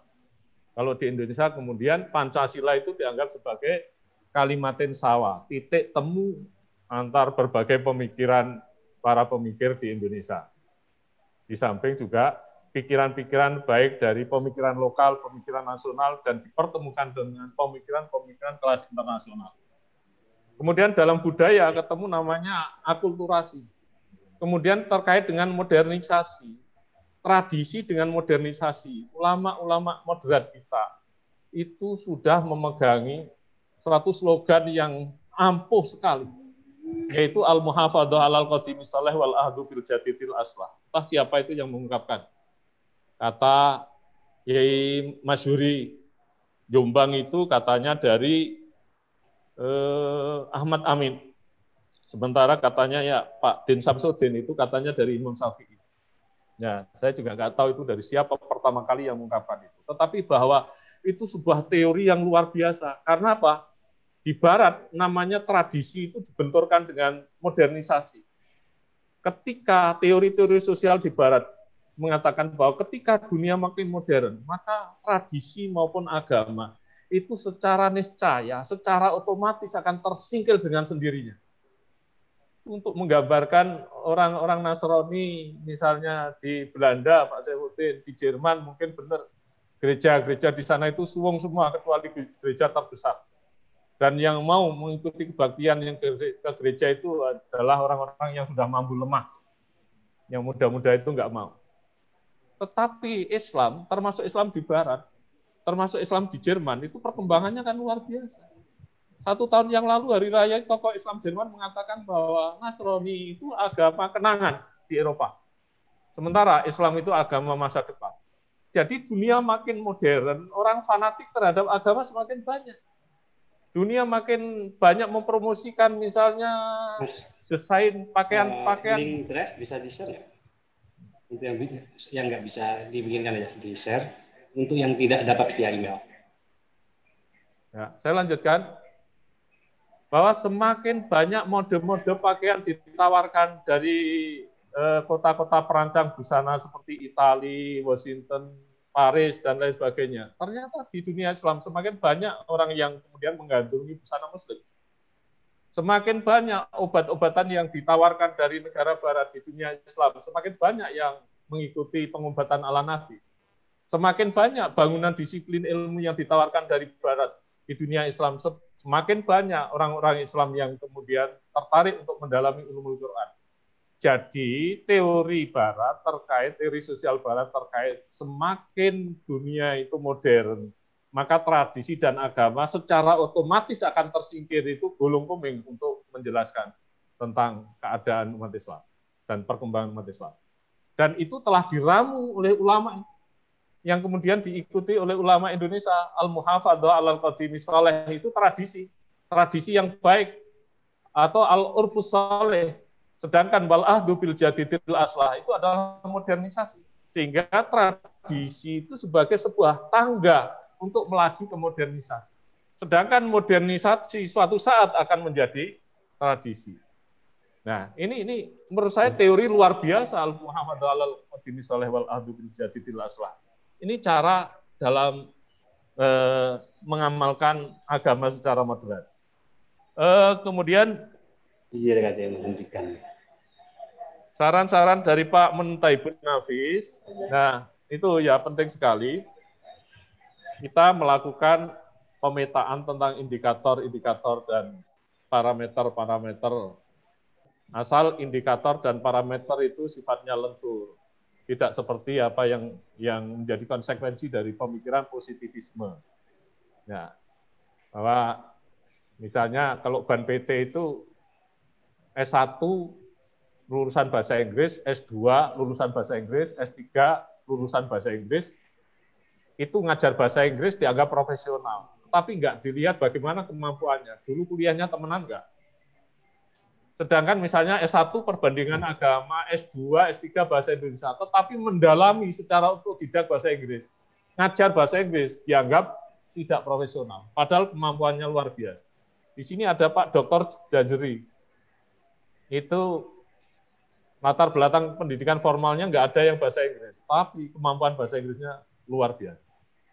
Nah, itu yang saya katakan bahwa parameter perlu, tapi jangan kaku seperti positivisme. Melainkan parameter atau indikator yang luas yang menekankan pada substansi. Yang terakhir, saya ingin komentari apa yang dikatakan oleh saudara moderator tadi di awal, bahwa bagaimana pesantren melakukan pembaruan yang berlawanan dengan misalnya fatwa MUI. Nah, saya memang belum melihat latar belakang secara komprehensif. Apa yang melatar belakangi MUI, misalnya mengharamkan pluralisme. Mungkin kalau dikaitkan bahwa ada suatu ungkapan di dalam doktrin pluralisme itu menurut pandangan tertentu bahwa semua agama itu benar. Tapi itu sebenarnya tidak benar. Ya, tidak benar. Yang benar sebagaimana diungkapkan oleh Pak Magnis Suseno ketika annual conference di Makassar tahun berapa? 90-an. Bahwa yang benar adalah semua agama itu benar menurut pengikutnya masing-masing. Nah, menurut pengikutnya masing-masing. Jadi pluralisme sendiri tidak mendoktrinkan bahwa semua agama itu benar. Nah, kalau kemudian yang difahami oleh MUI bahwa semua agama benar, sementara yang difahami oleh Kiai Soleh tidak seperti itu, memang terjadi benturan. Ya. Kemudian yang kedua, pertimbangan yang kedua, bisa diperingkas ya, Pak? Memandang ya, Kiai Soleh memandang bahwa misalnya NU itu banyak kesamaan dengan Katolik dan Hindu. Misalnya kalau NU itu nyekar, mereka juga nyekar. Kalau NU itu pakai dupa, mereka juga pakai dupa. Kalau NU itu mengikuti torikot, sebagian orang Hindu, sebagian orang Katolik itu juga menempuh semacam torikot itu, dan lain sebagainya. Ini yang menjadikan pertimbangan-pertimbangan tertentu bagi Kiai Soleh. Kalau kita mau membuat perbandingan, menurut Kiai Muafik, bahwa sesungguhnya kita itu sudah biasa mendoakan orang-orang Yahudi dan Nasrani. Nah, di dalam sholat kita, kama sholaita ala Sayyidina Ibrahim wa ala ali Sayyidina Ibrahim, kama barokta ala Sayyidina Ibrahim wa ala ali Sayyidina Ibrahim. Jadi doa itu ditujukan kepada Nabi Ibrahim dan keluarganya. Sementara orang Yahudi, orang Nasrani, kalau kita merujuk bahwa Nasrani mengikuti Nabi Isa, kemudian Yahudi mengikuti Nabi Musa, maka dua-duanya tambah satu pengikut Nabi Muhammad itu keturunan dari Nabi Ibrahim semuanya. Kalau tidak secara biologis, paling tidak keturunan secara teologis. Nah, yang terakhir. Tadi kelupaan terkait dengan Pak Asid, bahwa multikulturalisme itu dari Amerika dan Australia tadi ya, berangkatnya. Secara konseptual mungkin iya. Tetapi secara realitas, Pak Jumardi pernah di Amerika dalam satu seminar. Kalau you bicara multikulturalisme, maka Indonesia gurunya. Karena Indonesia sudah melakukan itu berabad-abad yang lalu. Dan Indonesia yang merupakan negara dengan berbagai corak, berbagai macam budaya bisa disatukan. Yang itu lebih plural, lebih multi daripada yang ada di Amerika maupun di negara-negara Eropa. Itu bantahan Pak Jumardi Azra kepada audien dan tokoh-tokoh yang hadir dalam seminar di Amerika. Seperti itu. Jadi, kalau secara konseptual Indonesia kalah, ya, sebagaimana karakter umat Islam, konsep teori itu jauh sekali, tetapi dalam pelaksanaannya, bahwa multikulturalisme itu maupun pluralisme itu dalam wacana itu baru, tetapi dalam pelaksanaannya sudah lama, sudah berabad-abad yang lampau kita hidup berdampingan dengan orang Hindu, dengan orang Kristen, dengan di Manado itu juga ada orang Yahudi, ya, dengan animisme, dengan dinamisme, dengan aliran kepercayaan, dengan Buddha, dengan Konghucu dan lain sebagainya, dan itu tidak ada persoalan kecuali ada provokator tertentu seperti pembakaran gereja di Situbondo tahun berapa itu kan persoalan politik. Saya kira itu, terima kasih. Terima kasih Bapak Profesor Mujamil untuk responnya. Kita sangat terbatas sekali. Saya minta langsung kepada Ibu Ifatin untuk menyampaikan responnya, dilanjutkan kepada Bapak Dr. Aksin sekaligus sebagai closing statement, Bapak. Baik. Monggo Bu Ifatin. Terima kasih moderator. Terima kasih Bapak Dr. Aksin Wijaya. Kita sudah hampir di jam 12 waktu Indonesia bagian Madura. Yang pertama, berkaitan dengan tipologi, saya memang tidak ingin memperpanjang dan mempertajam tentang tipologi apa di Indonesia itu. Dan saya tidak menggunakan berbagai macam isme-isme seperti yang disampaikan oleh Pak Aksin. Saya lebih menggunakan tipologi berbasiskan pada teori yang dibangun oleh Hasan Kamali, yaitu tentang tawazun, adil, kemudian orang-orang yang masuk kategori moderis, orang-orang yang masuk kategori tataruf, dan lain sebagainya. Tetapi sekali lagi saya tidak ingin mempertajam itu, karena tujuan saya dari penelitian ini adalah embracing radicalism with the beauty of Islam. Bukan untuk mempertajam mana yang ekstremis, mana yang ini, tidak. Tetapi bagaimana merangkul mereka untuk kembali kepada ajaran Islam yang kafah, ajaran Islam yang rahmatan lil alamin.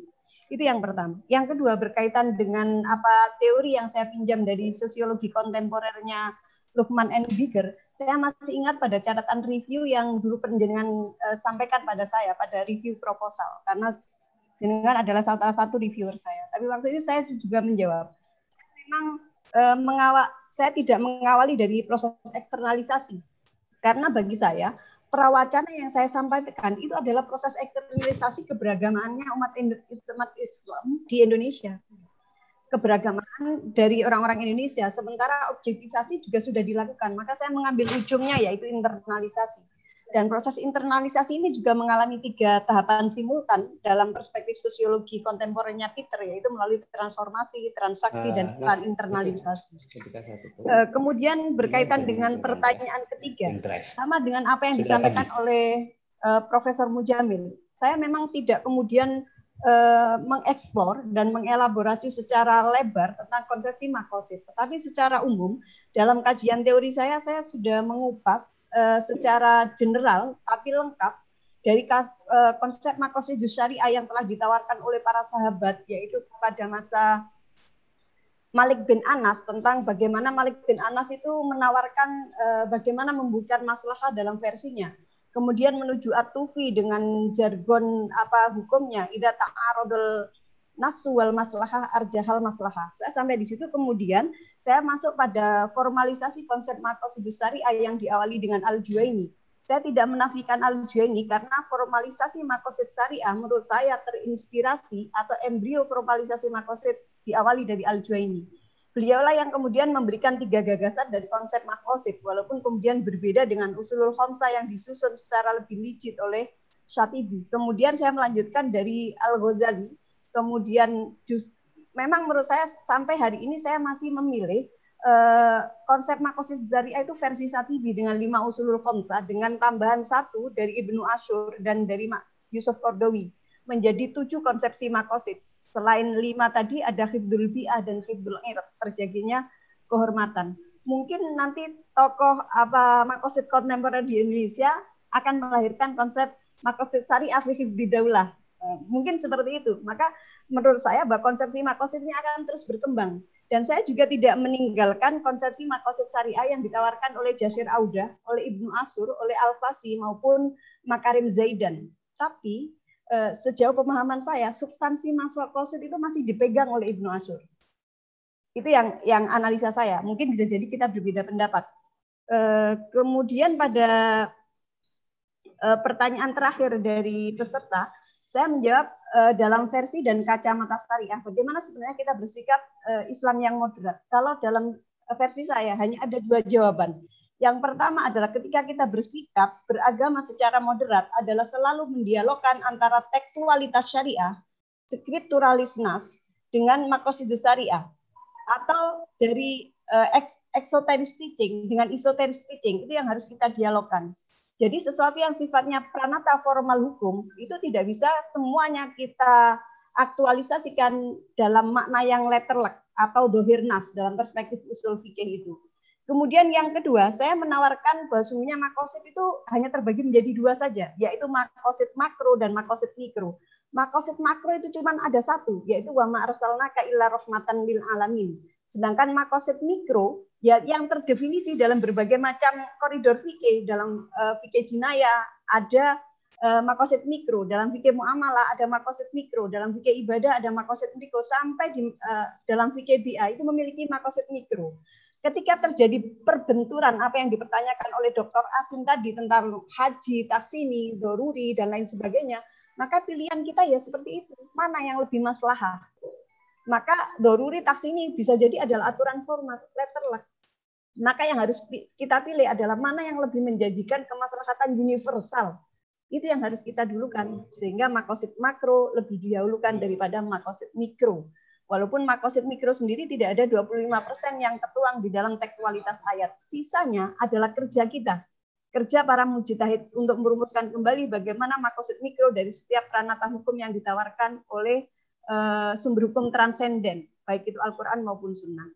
Nah, kemudian di dalam, memang menurut saya juga ada keterbatasan waktu untuk menjelaskan bagaimana kemudian pointer makosid itu dijabarkan secara lebih detail. Sebenarnya di dalam buku saya tentang mainstreaming moderasi Islam, saya menawarkan ada sekitar 100 lebih dari butir-butir makosid syariah. Tetapi sekali lagi, bahwa ini adalah hasil ijtihad individu, hasil olah pikir yang menurut saya kebenarannya sangat subjektif. Oleh karenanya mungkin butir-butir makosid syariah ini perlu dirembuk bersama. Dalam bahasa fikih perlu ada ijtihad jama'i atau ijtihad kolektif untuk merumuskan agar makosid syariah yang sifatnya filosofis tadi bisa dipahami oleh seluruh masyarakat, oleh seluruh kalangan, sampai pada masyarakat awam sekalipun. Nah, ada sekitar 100. Kalau butir Pancasila aja dirumuskan oleh sekian banyak tokoh nasional, maka butir-butir makosid harus dirumuskan oleh mujtahid secara internasional. Menurut saya seperti itu, Pak Moderator. Terima kasih atas waktunya.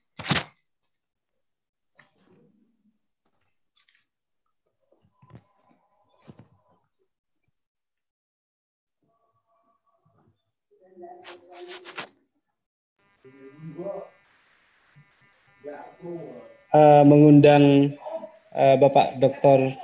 Aksin Wijaya untuk menyampaikan closing statement-nya. Baik, saya kira clear ya, sangat clear. Terima kasih Pak Saifuddin. Oh, oke. Itu aja. Sudah itu. Oke. Saya kira waktu sudah melewati yang kita jadwalkan. Saya terima kasih kepada para peserta di Zoom. Saya lihat ini tidak hanya dari Jawa ya, ada dari Riau, Padang Sidempuan, Bengkalis, ada Bali, dari Madura Pak, tetangganya Pak Arsid.